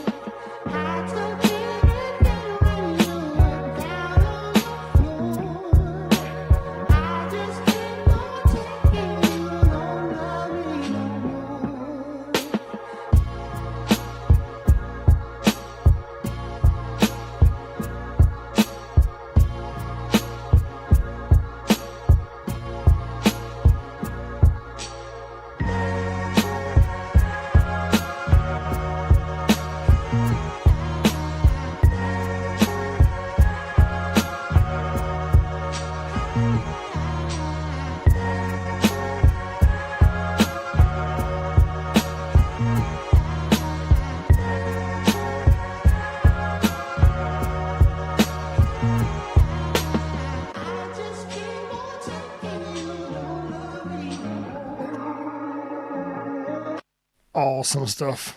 A nice soul sample flip. Just understanding the vibe of the sample and just going with it.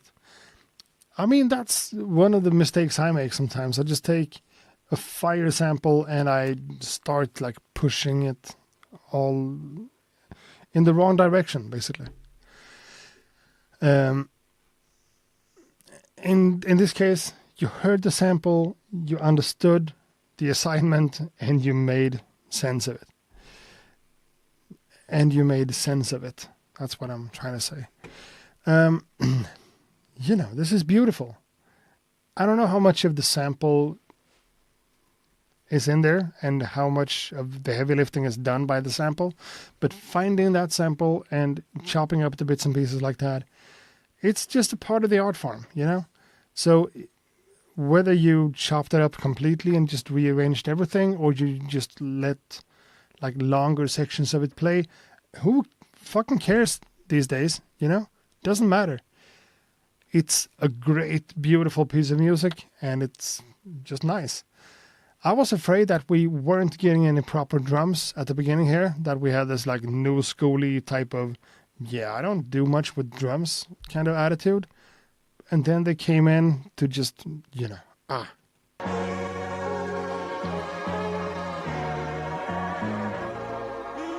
And the bass line from the sample.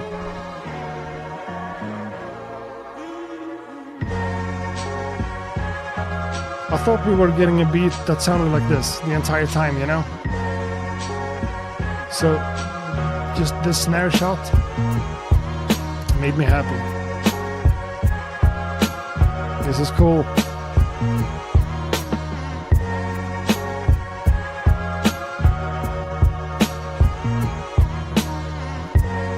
Really shows you what you are able to do with a great sample and the right ear and the right mindset to like use the sample in the best way possible.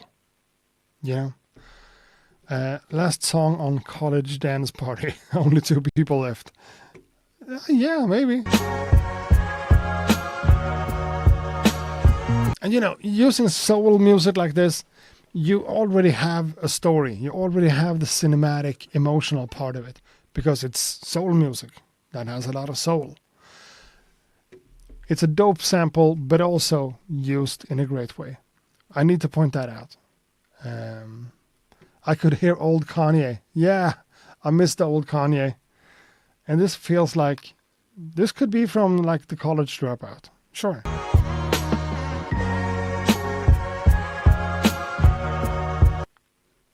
With a few tweaks here and there, but awesome stuff. Awesome stuff. Basil Sammy, thanks a lot. And the fact that you made this one on Koala doesn't really affect anything because Koala is super, super competent. But it's a great piece of music, and I appreciate you for sending it in. Do we have anything like specific to say in terms of feedback or criticism? I don't freaking know.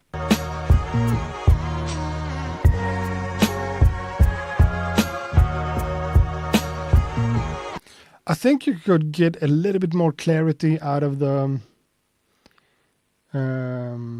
sample, boosting some high frequencies, just finding the right spot in the frequency range and just boosting it just a little bit with a really high Q value.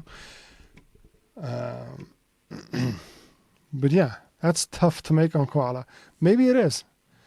You have to check out Koala. Yeah, me too. I have checked it out and I have used it, and I have this, whatever it's called, the Ninja update or whatever. It's cool. I just don't like using an iPad for that. I use an iPad every day for work stuff, and I love the iPad, but not for music making necessarily. Bessel, you are marked as read. Now it's time for me to go into the website and just take out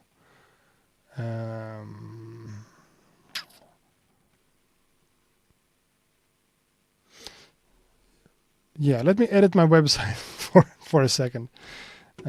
Like that. Boom.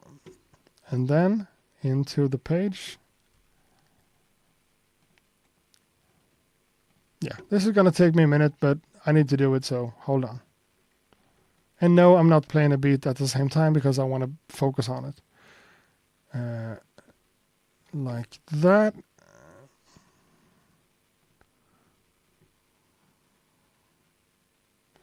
And in here, let's go. Let's do that. And I know some people found a way to get into submitting beats even though it was closed, and you're not supposed to do that. You're not supposed to be able to do that right now.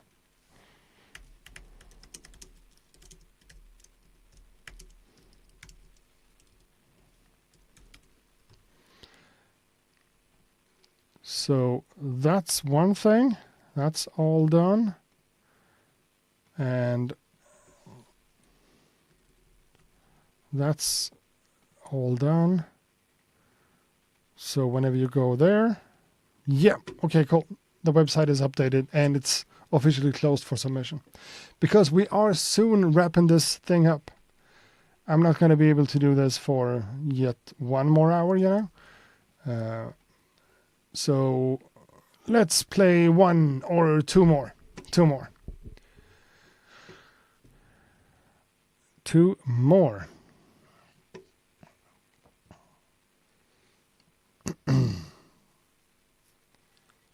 So give me a number between, we've done a lot of them so far. Give me a random number between, let's say 1 and, how many did we play? 1, 2, 3, 4, 5, 6, 7, 8, 9, 10. Okay, 1 and 13. A number between 1 and 13.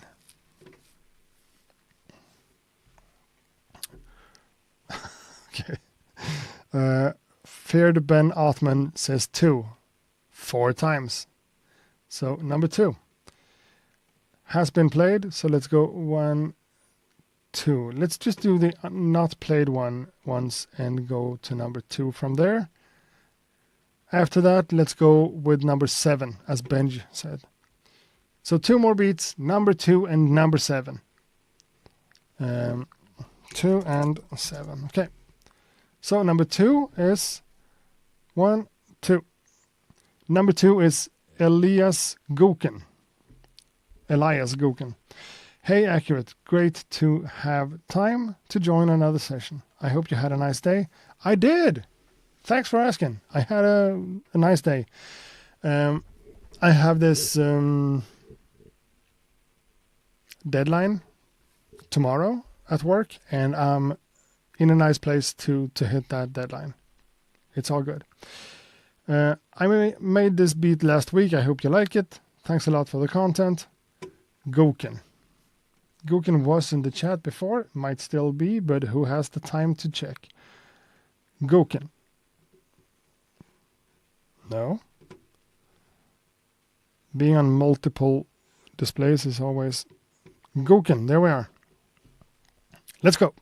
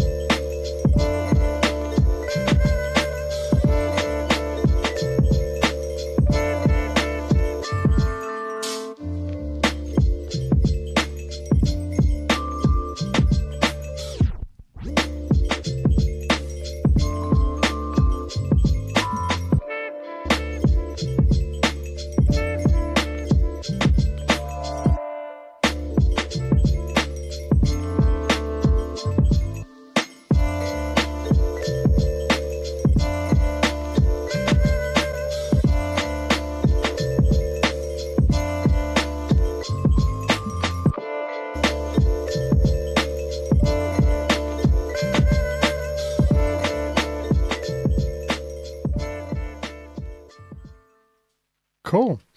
And this track kind of tells me that my little way of doing things makes sense. Having 2 distinct different sections is enough. Because just as I was wanting more or feeling like, yeah, I'm a little bit bored of that pattern, give me something else, you gave me something else.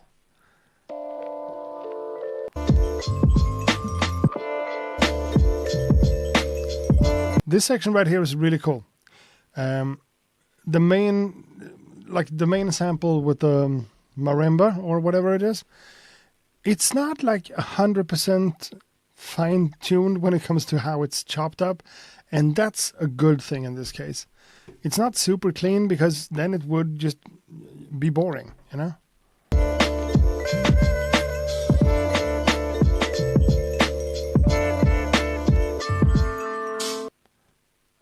And everything else going on with the bass line and the like stuff in the background. You know, using stuff in reverse is one thing to do it, and you did something else. Like, I guess you're just using sound that fades in or whatever, but it gives this push and pull kind of effect to things that's really pleasing to listen to. And then I think it's here. This section right here, as a contrast to the other one, this, that's what I'm saying. That's why I'm saying that my little way of doing things seems to make sense, because whenever you introduce a secondary pattern, even though it's more simplistic and like, you know, simpler, it just lets the listener go to another place. Just, yeah, okay, that happened. That's cool. Not as busy, not as full of stuff. Still sonically kind of the same and works. Let's listen to the transition again.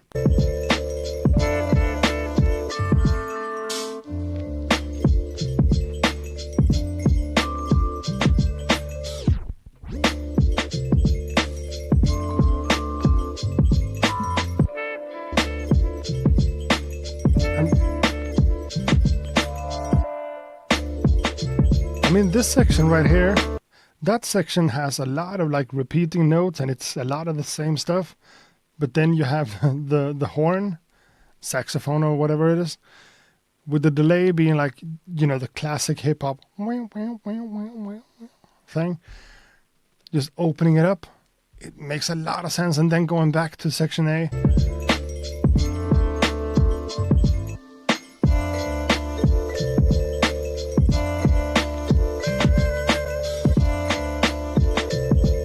We talked about like tension and resolution before, and this is like, that's what I'm talking about. Having a secondary pattern that just adds a little bit of tension and also a little bit of openness and like a laid back vibe. And then when you go back to section A, even though, you know, it's kind of similar, but whenever you go back there, it feels like home. It feels like, yeah, I know where we're at. I know what we're listening to. This makes sense. It's so effective, so satisfying.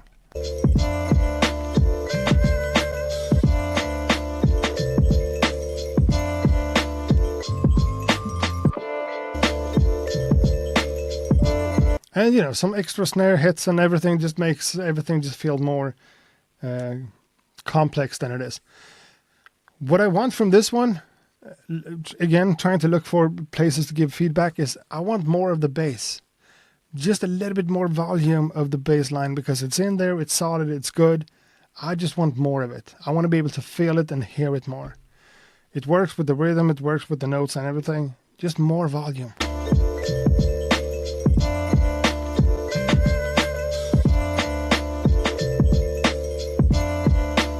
And maybe make some of the bass notes a little bit shorter to add some more groove and some rhythm feel to it.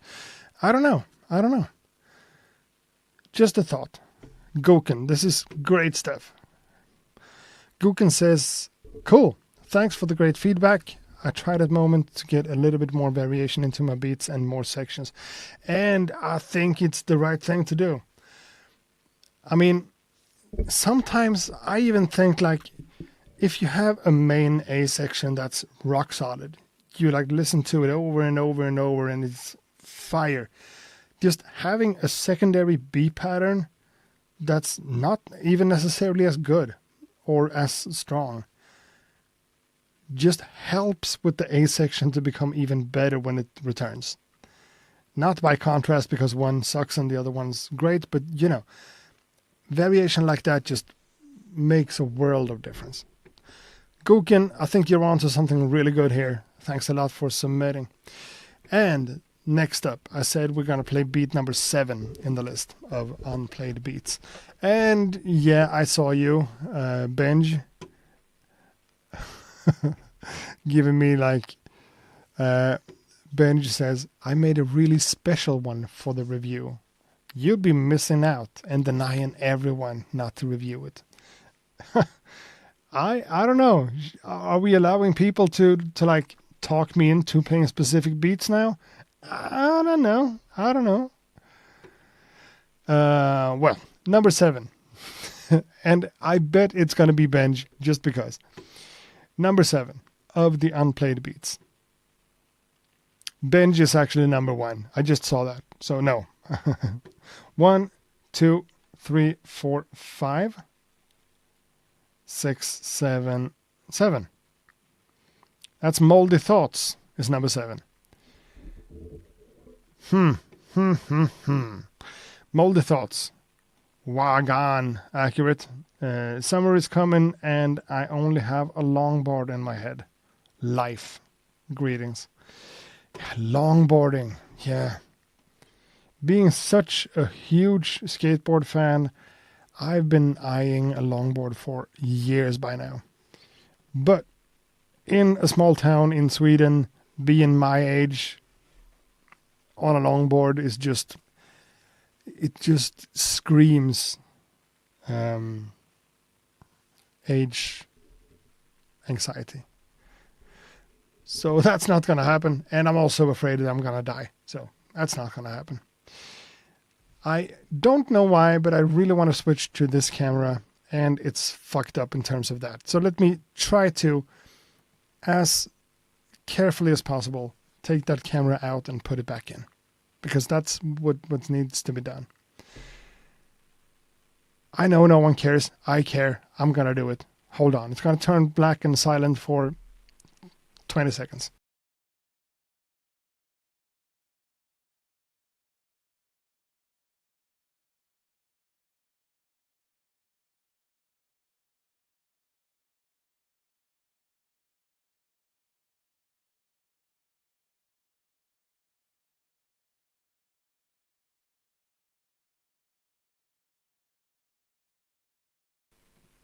And there we are. Cool. If I'm just slow and I'm taking it carefully, nothing bad is going to happen. You know? Benj, I'm sorry. Benj will drop the beat on the Discord anyways. I don't know. What do you guys think? Let's do one of these. Let's do one of these. So it's not just me being a dick. And how do I do that now? It's supposed to be down here. It is.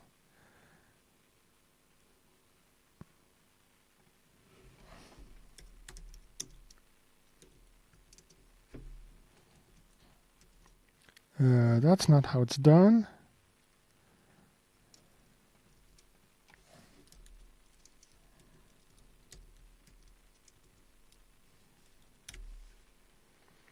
So we started a poll.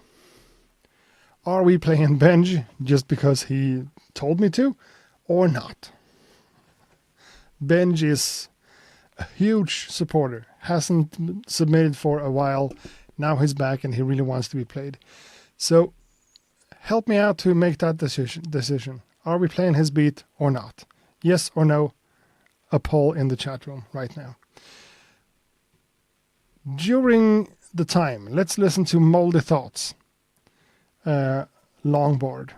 Yeah. The beat is called Life, Death. Let's go.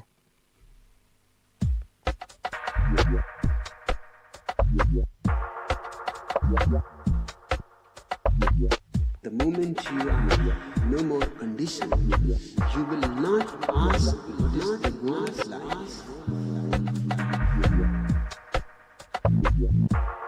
Your whole question will go through a revolution. You will ask how I can live more totally.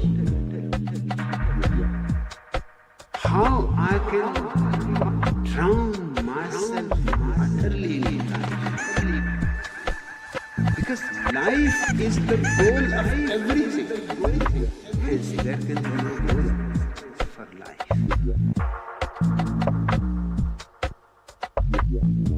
And because you are a star.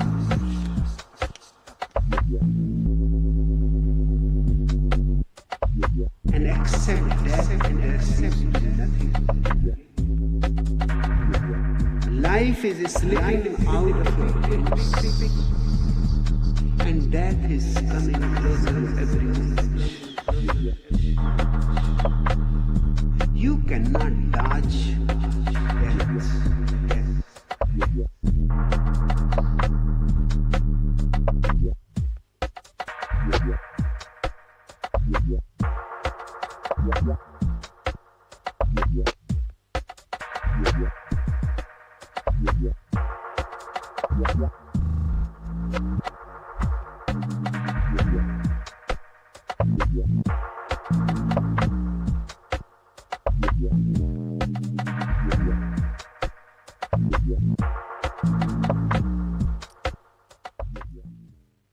Moldy Thoughts said it himself. It's not a good beat to end at. And unfortunately, I gotta agree. It's not a bad beat, and this type of two-steppy stuff is, it's cool. I have an easier time to appreciate that than like many other genres in the, electronic, up-tempo dance music stuff. And this is cool. This is well produced, well put together, and, being me, a part of me just wants, some proper main instrument in there. Piano, Rhodes, organ, whatever that's like playing in that type of genre, in that type of frequencies.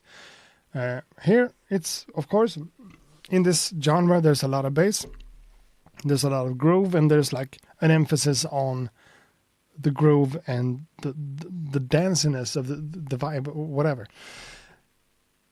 Stuff that I don't really understand myself, but this is, it's not a bad experience to listen to this. It's not. Because life is the goal of everything. Hence, there can be no goal for life.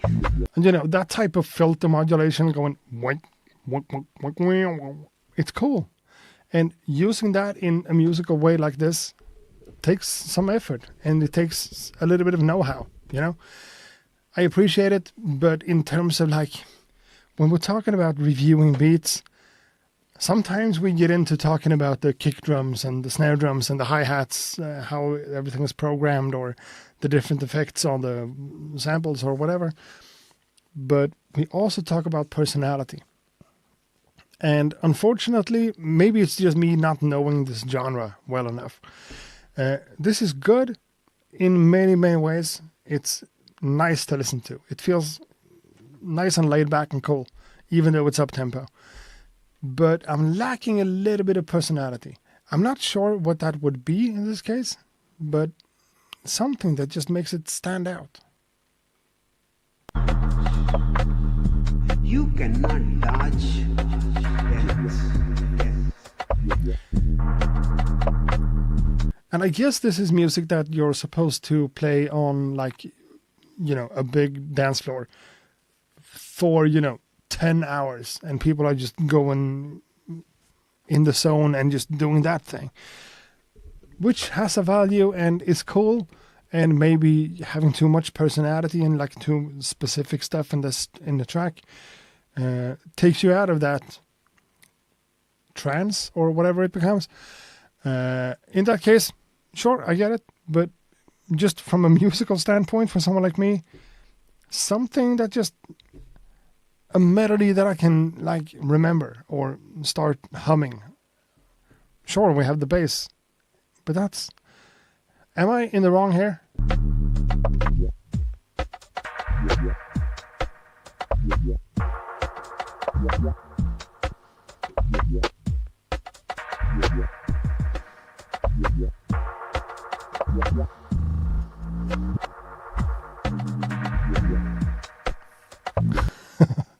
Moldy Thoughts says, wobbles are life. And yeah, if that's your perspective of things, I guess it is. And if we like the message you sent, I can only think about longboards. And sure, just riding a longboard in Miami, I don't even know, with this music. I can live more totally. I see it. How I can drown myself utterly in life. Because And there are a lot of cool stuff, like the vocal, the sample speech thing, and stuff that just comes in, like hits with effects and stuff that just makes it fun. It's in here. It's cool. It's great. Not being totally into the genre, though, I gotta say that I'm missing a little bit of personality or something that makes this one stick out in the genre. Is that something? I don't know. That's what I said, wasn't it? It was. GTA 3 had this type of music. Maybe it did. I'm thinking so hard about starting to play GTA 5 again. Just to like hype myself up for GTA 6 if that's ever coming out.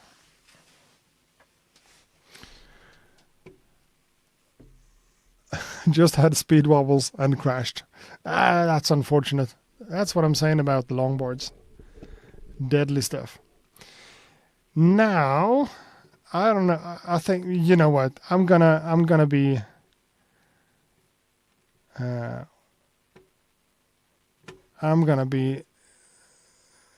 okay, let's see here.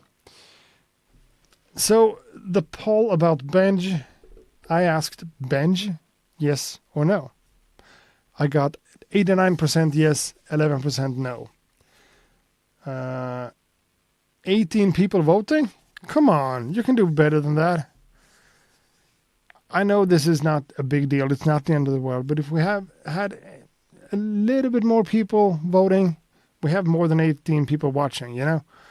So please, take the time to just answer the poll.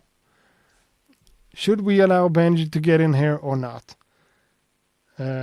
And after Benji, I'm going to play one more just because I saw the name and I think we can all agree. That's a personal favorite of mine.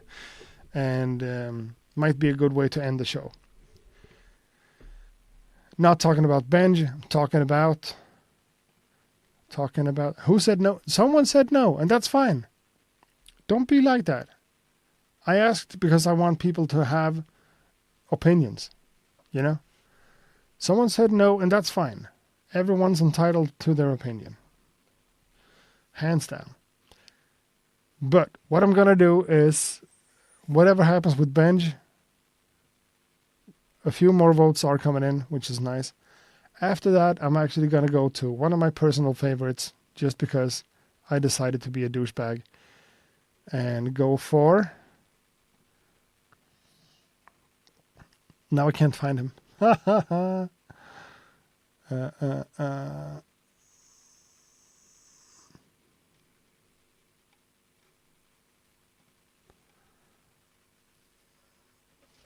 What's happening?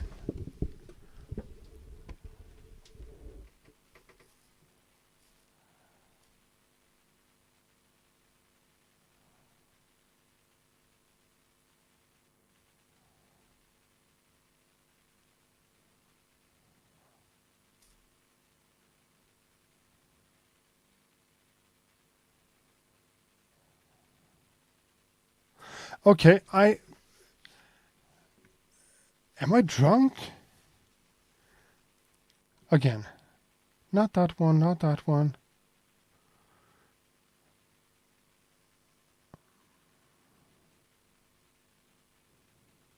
There we are. So, you can play my beat if you want. Okay, I'm sorry, that's not how it works. You gotta be, you know. We now have 21 votes and we have 90 versus 10. Carbon Vibes has entered the chat once again. Cool. Carbon. Gabon. So, we're doing this just because. Ever since I started like receiving submissions this way and just picking them by random, I'm noticing that a few emails each and every episode just doesn't get played. And that's what it is. That's how I'm doing things these days, even though I'm not sure it's the best way to do things, but that's what we're doing right now. But I'm going to take the liberty to play Benj because the majority of you wants me to. And then I'm going to just, no matter whatever anyone says, I'm going to play a beat by Raw Diggs, who has submitted once again. And, you know, he makes great stuff. So if there's not much to say about that one, I'm going to allow myself to just not necessarily go into the details of the feedback for Raw Diggs. But playing it feels better than just skipping it. But first of all, Benj. 22 votes, 91% yes, 9% no. I think that says it.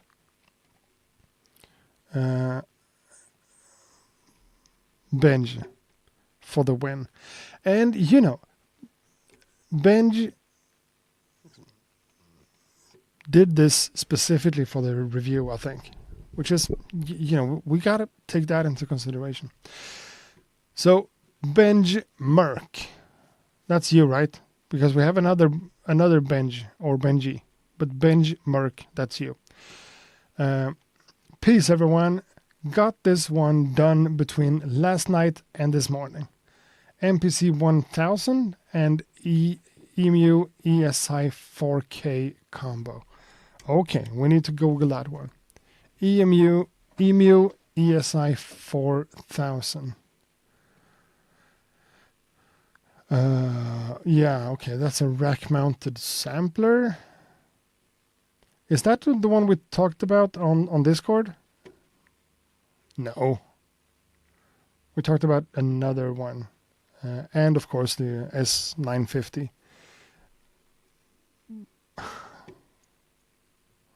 Okay, yeah, that says it. Benj, and that's the file in there on the second monitor over in there. Okay, cool. MPC 1000 and EMU ESI 4000. Who knows what this will be? Benj, the track is 1 minute and 38 seconds, and I'm playing 2 minutes of it, so, it's obviously for this. Benj, you talked me into this, me and everyone else. Let's go.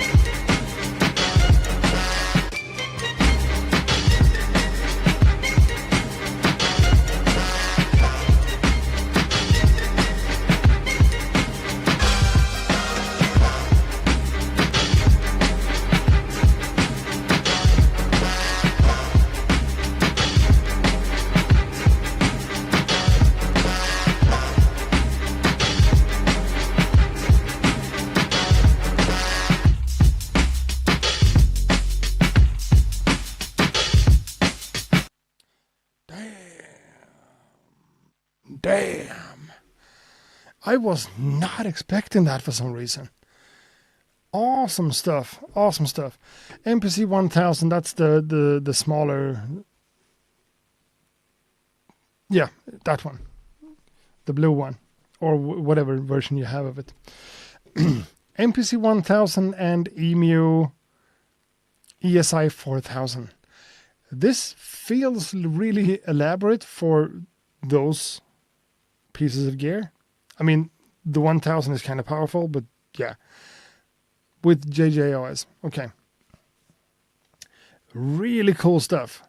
And whenever you listen to like sample-based music like this, made on quote-unquote vintage gear,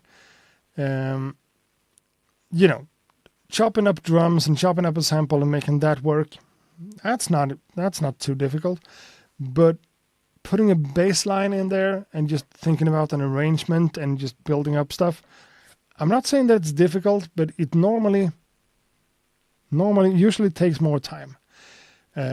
with vintage gear than on like a DAW or one of the newer MPCs or whatever. This is impressive.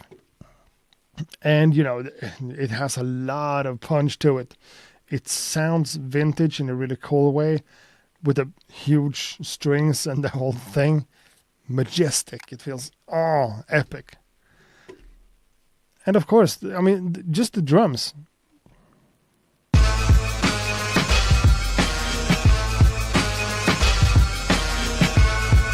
Classic stuff.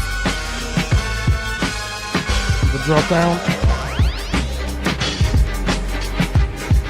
And so many different string samples combined into one. Really impressive stuff. Beat Owl says cinematic, big, heavy, groovy. All of that. And yeah, all of that. Carbon Vibe says that was dope and really well put together. And yeah, that's what I want to say too. Really well put together. I mixed it with some nice gear. Okay. However, the production itself is made on these devices. I would want to know how you use that rack-mounted EMU sampler. I guess it talks MIDI or whatever, but yeah.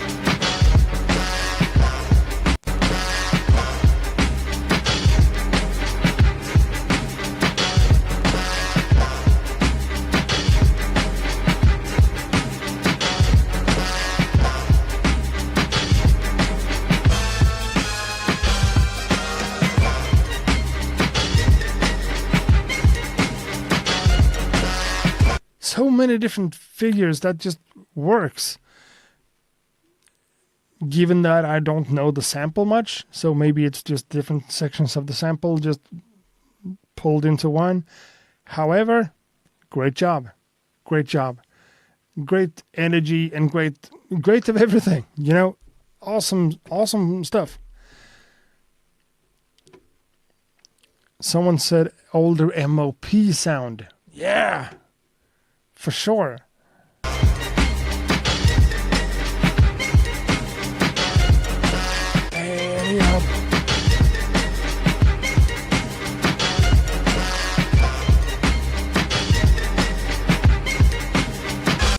I mean, if I want to be critical, it's really aggressive, it's really busy, it's really in your face. Maybe I'm listening to a pretty loud volume right here, but you know, it's intense.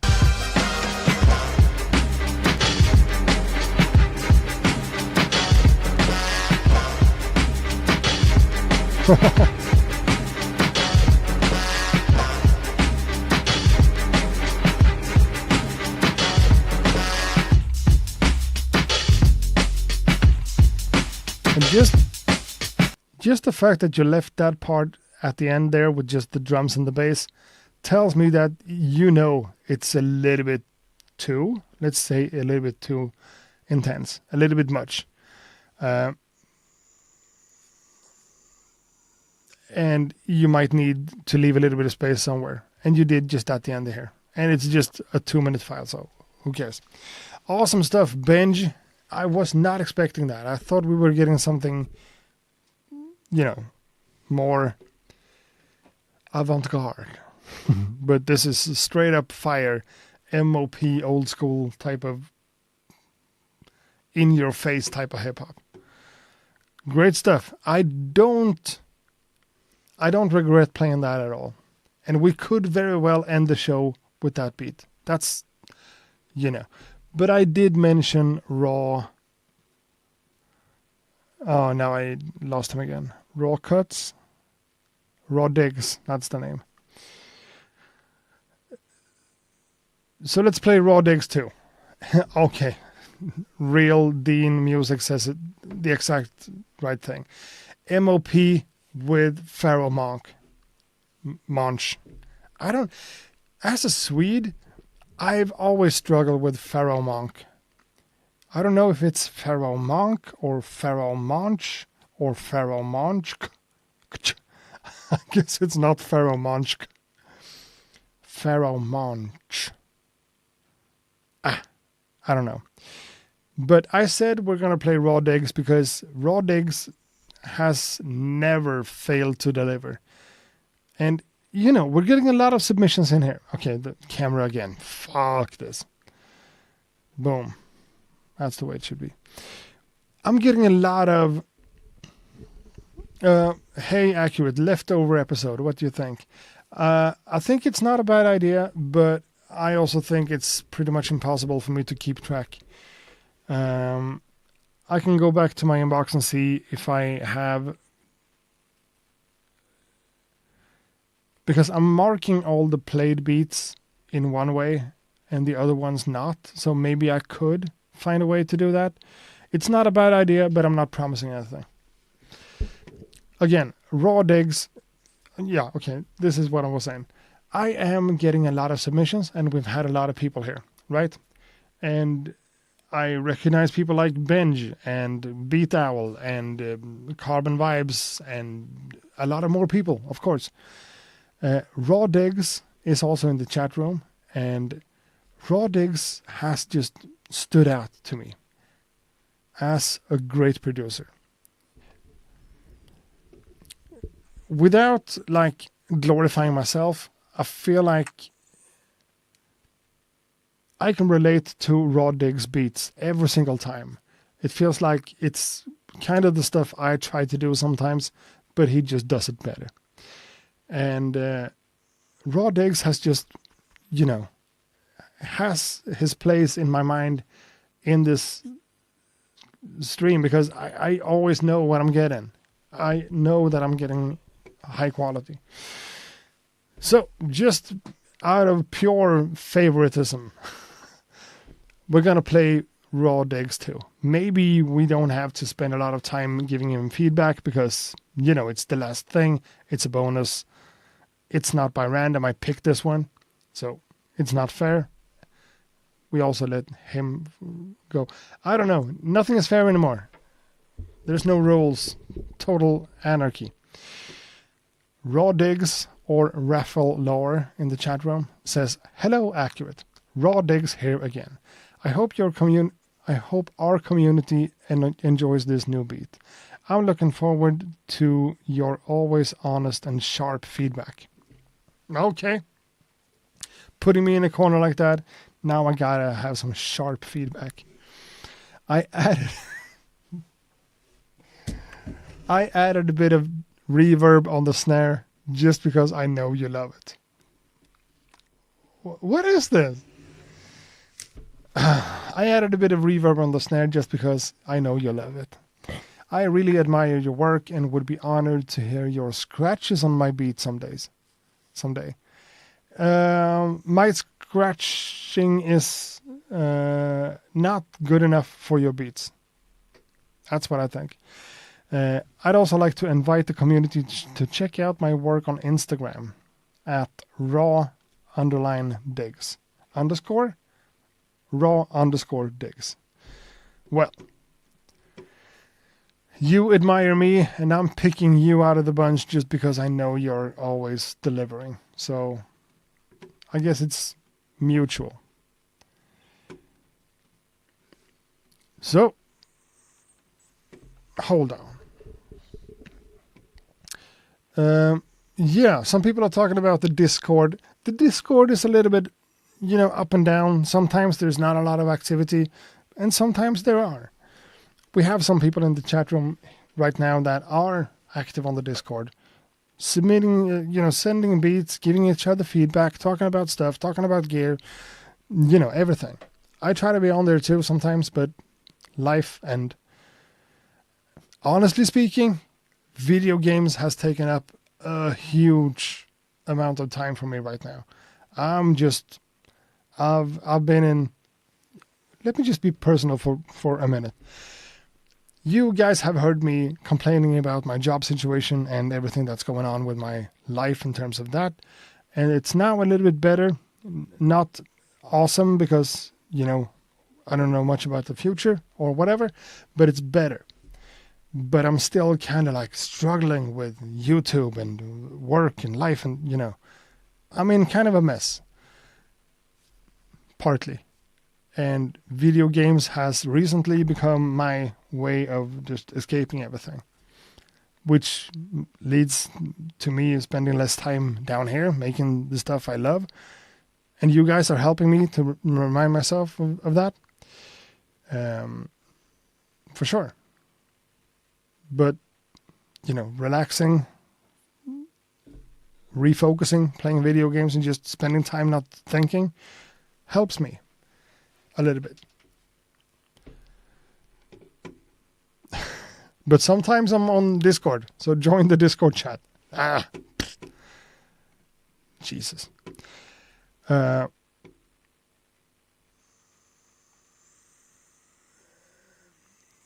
Cyrodiil? I'm not following. So, raw digs, the last beat for today. Let's go. This is officially the last beat for today. We are closing down after this. I promise. But right now, raw digs.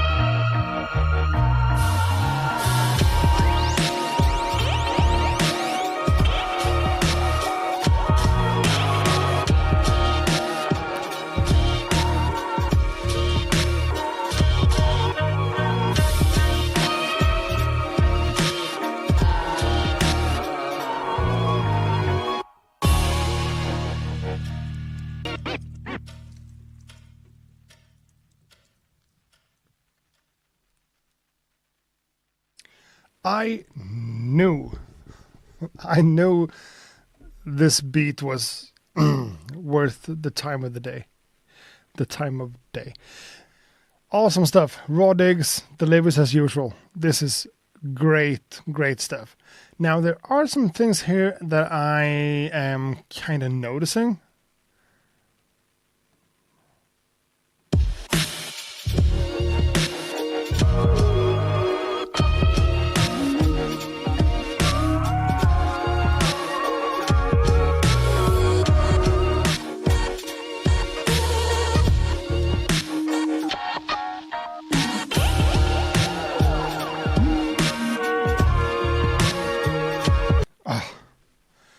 Great. I said there are some things that I'm noticing, and I don't even know what it was anymore. Well, yeah, everything here feels nice and concise, and, we have a little bit of off-grid going on, the swing and the whatever. But over here, it feels like it's dragging somehow.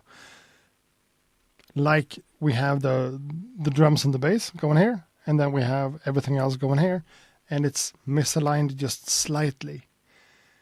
So something with the tempo and the vibe and the feel, the rhythm gets a little bit too out of hand. And I noticed that by listening to the entire piece. So just playing a part now will probably not make sense, but still.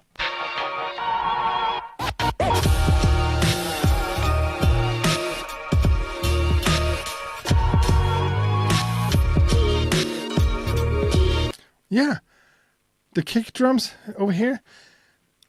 I mean, I understand that it's supposed to be off-grid, and you know that's not what I'm talking about. It feels like you did something different here than what you did previous.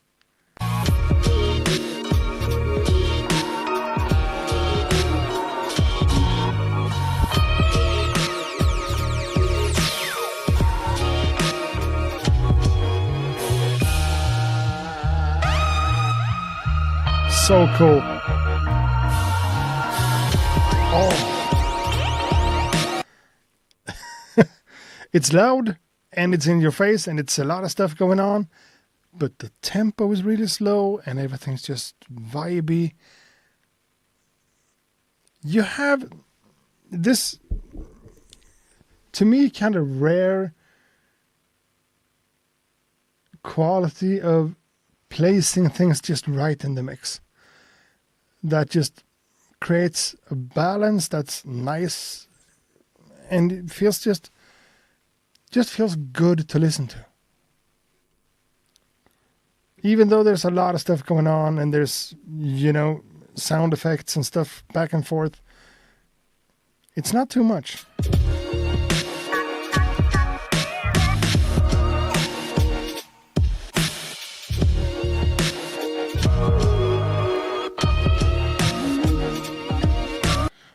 And 1 second I'm thinking like, yeah, should I say that I want more bass in here? Because I do. And then I'm noticing that, no, there's a lot of bass. Is the snare drum a little bit too loud? Can I complain about that? Yeah, it's loud, but it kind of needs to be loud.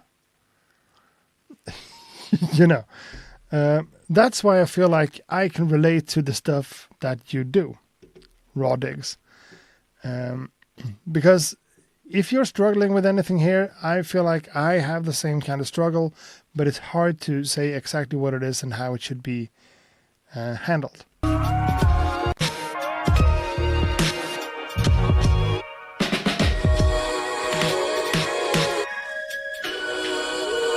And that drum fill is kind of strange. Maybe it works, but it's odd.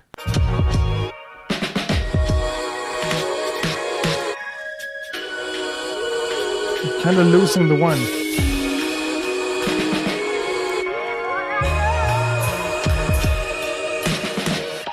Oh.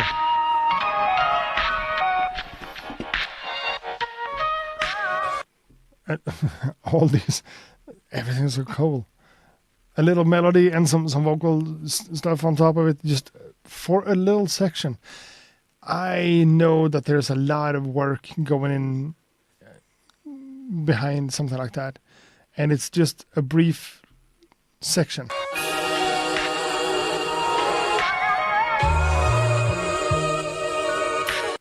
Dum dum dum dum. Great stuff. Blaze Beats said something here. I feel like it would play better in a faster BPM. Maybe just a few. Maybe just take it up a few notches.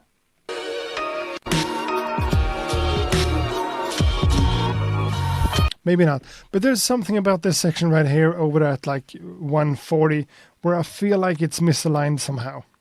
We're not getting the same rhythmical information that we got earlier in the track. And it kind of bugs me. It feels like it's misaligned somehow. Slightly, but noticeable. And the entire composition is really musical and beautiful.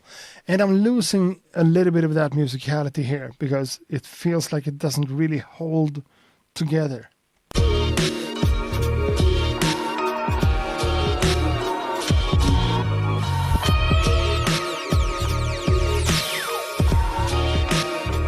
Now we're back. I'm not saying that it's offbeat, but it feels like something strange is going on there compared to.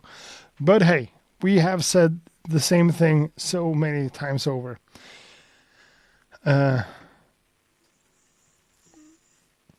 So many moving parts. For me, this is another beatmaker's beat. Maybe that's what it is. Maybe that's why I'm such a fan of the track and raw digs work in general. It's beatmaker's beats, sure. But it still appeals to me a lot. And that's why we ended this show with this beat, you know? And I know I lost the entire discussion about video games. But yeah, I installed Oblivion. I'm playing games on my ROG Ally X, right? I don't have a PS5 or anything. ROG Ally X, a PC is what I do. I downloaded the entire Oblivion remaster. I played like an hour of it. And it just felt like I was playing like Blood 2 from 97 or something. Sure, it's a remaster. It still feels old to me. I'm not a huge fan of the genre. I don't know the thing. The whole Skyrim and you know. I like RPGs, but I've never played those. But Oblivion just felt old. Raphael says, thanks for the review. And all opinions. Yeah, you're still here. So, yeah. I know I'm having a hard time explaining all the stuff I'm thinking about with your beat, but I'm a fan. Big fan. Really good. Maybe lower the snare drum. You know. What's your go-to? Okay, let's do this. Let's get into gaming for a few minutes and just chatting about that. Beat review is over for today. We're not playing any more beats. I'm just hanging out, just, you know, allowing myself to talk about something else. What's your go-to game at the moment? Right now? You know, let me just explain myself real quick. I've been a PC guy when I was younger, like playing Counter-Strike 1.6 a lot. You know, old school like that. Then when I moved into the Apple world of Mac computers, I've never had a PC. And the only game console I had was like the Xbox 360 for a brief moment of time. And then I have this Nintendo Switch. I'm playing a lot of, you know, Breath of the Wild. But I've also played PC games in my younger days quite a bit. So getting an ROG Ally just allowed me to dive into all the stuff that I'm a huge fan of. I listen. I don't know why. I'm just a big nerd, and even though I don't play that much, I'm listening to a lot of IGN podcasts and stuff. I'm really a big fan of the gaming world, even though I don't game much myself. So I've had this huge fascination of The Last of Us, for instance. I haven't seen the TV show yet, so please don't give me any spoilers and stuff. But getting an ROG Ally X allowed me to dive into everything that I haven't experienced myself, but heard a lot talk about. So I played the entire Last of Us 1 because Last of Us 2 was not out for PC yet. So Last of Us 1, I went into that hard. I went through Red Dead Redemption 2.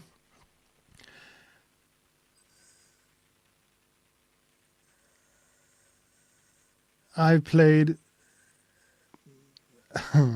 Skater XL and Skate Simulator, whatever.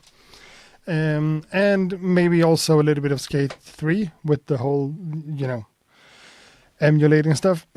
But now, as of the day before yesterday, I installed God of War Ragnarok in Swedish. So right now, that's my game at the moment. It is God of War Ragnarok. I'm noticing that like single player, third person action adventure games is pretty much my thing. And since I'm not like, into gaming like that, I haven't like played a lot of them.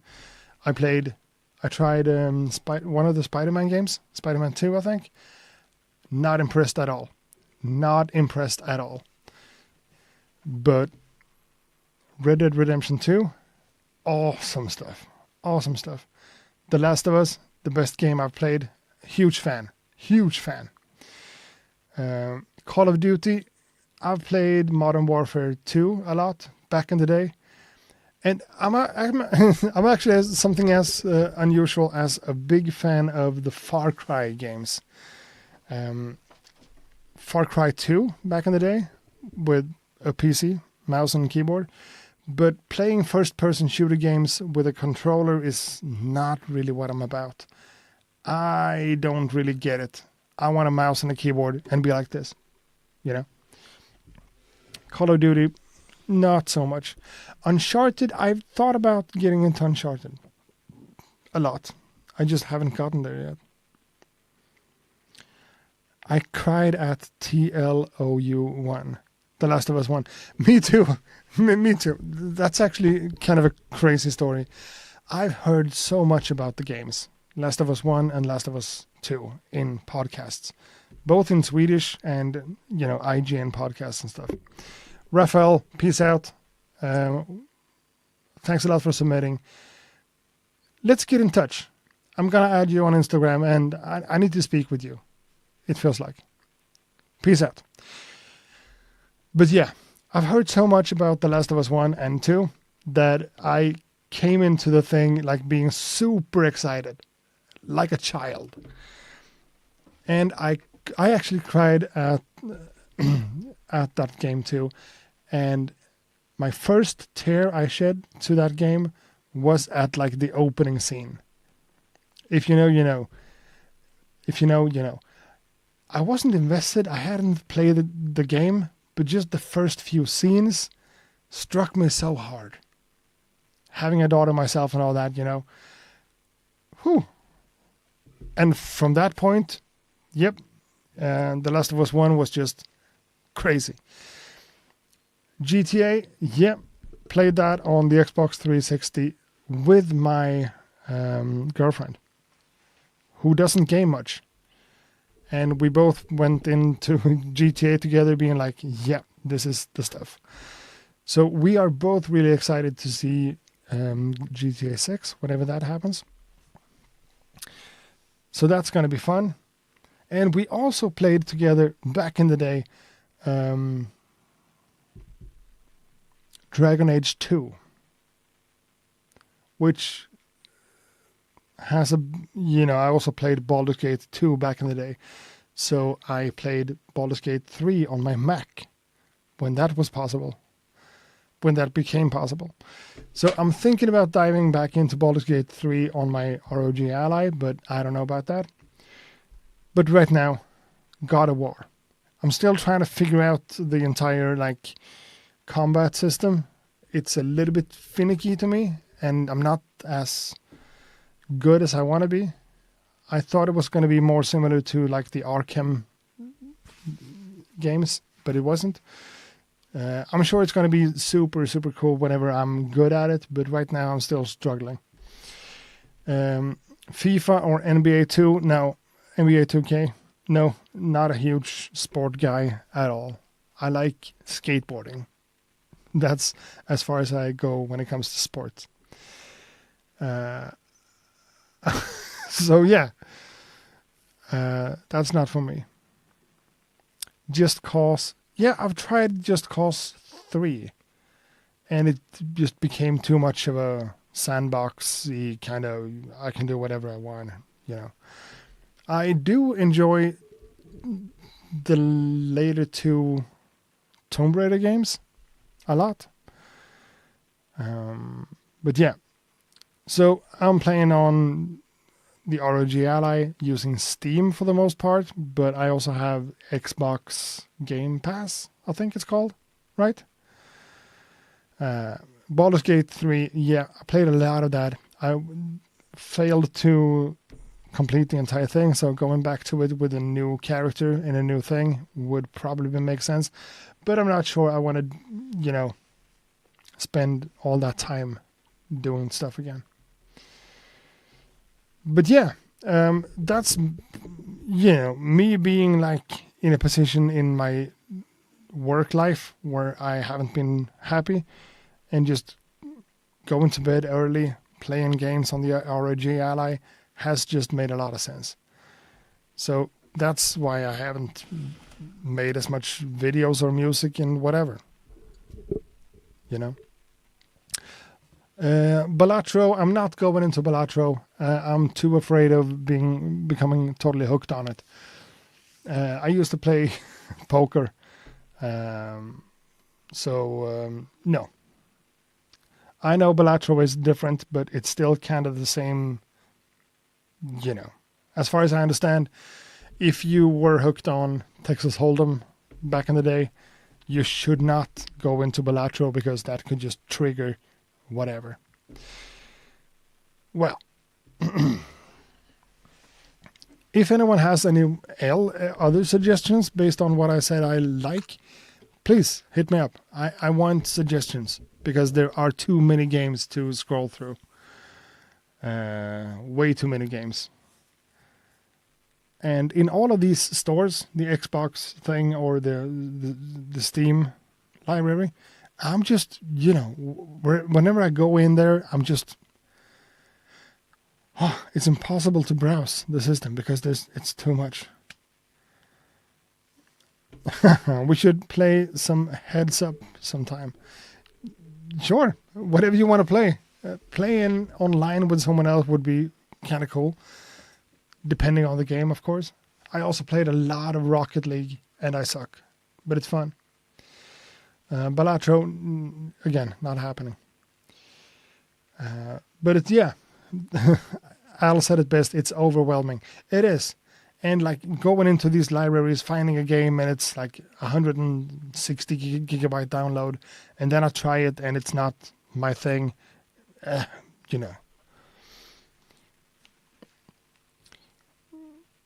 Not the easiest thing to navigate.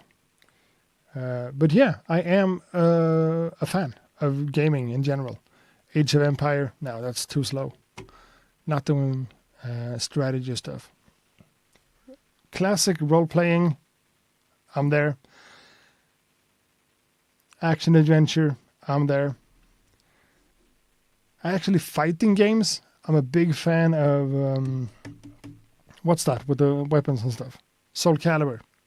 Love that. But yeah, this is a Beat Review live stream. We're not talking about gaming necessarily, but now we are. And it's also time for me to go to bed because I have work tomorrow and a deadline to hit. We are working on a project. Basically making a magazine.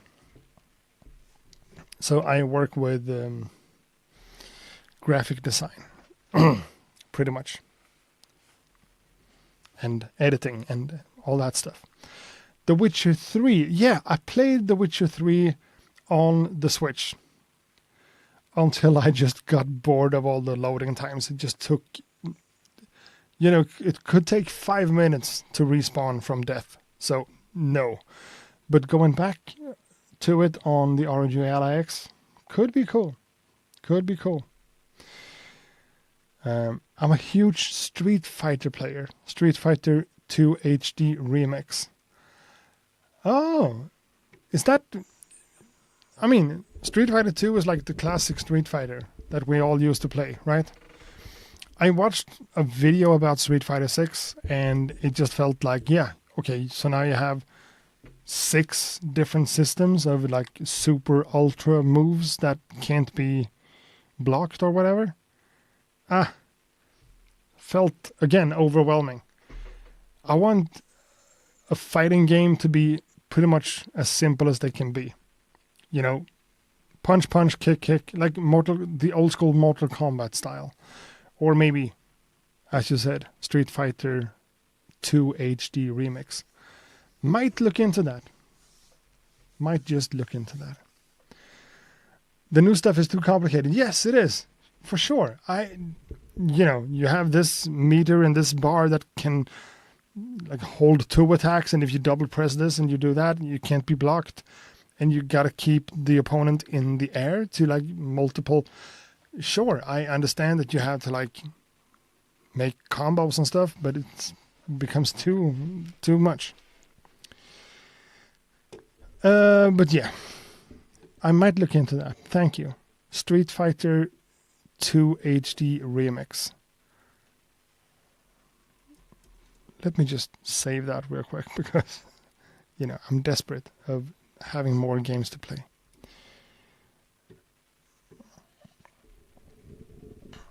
You pressed the wrong thing, your credit score takes a hit. Well. So, you know what, guys? We're not here to talk about video games. We have listened to a lot of music and reviewed the beats. Let's see how many we went through. 1, 2, 3, 4, 5, 6, 7, 8, 9, 10, 11, 12, 13, 14.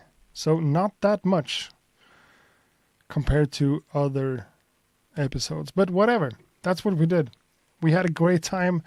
And I'm pretty much all set on this new system of doing it. And also doing this every other week. Every other Monday, beat review. This way. With the website, me picking beats randomly, and it seems to work. I know it's not super like effective and whatever, but it seems to work.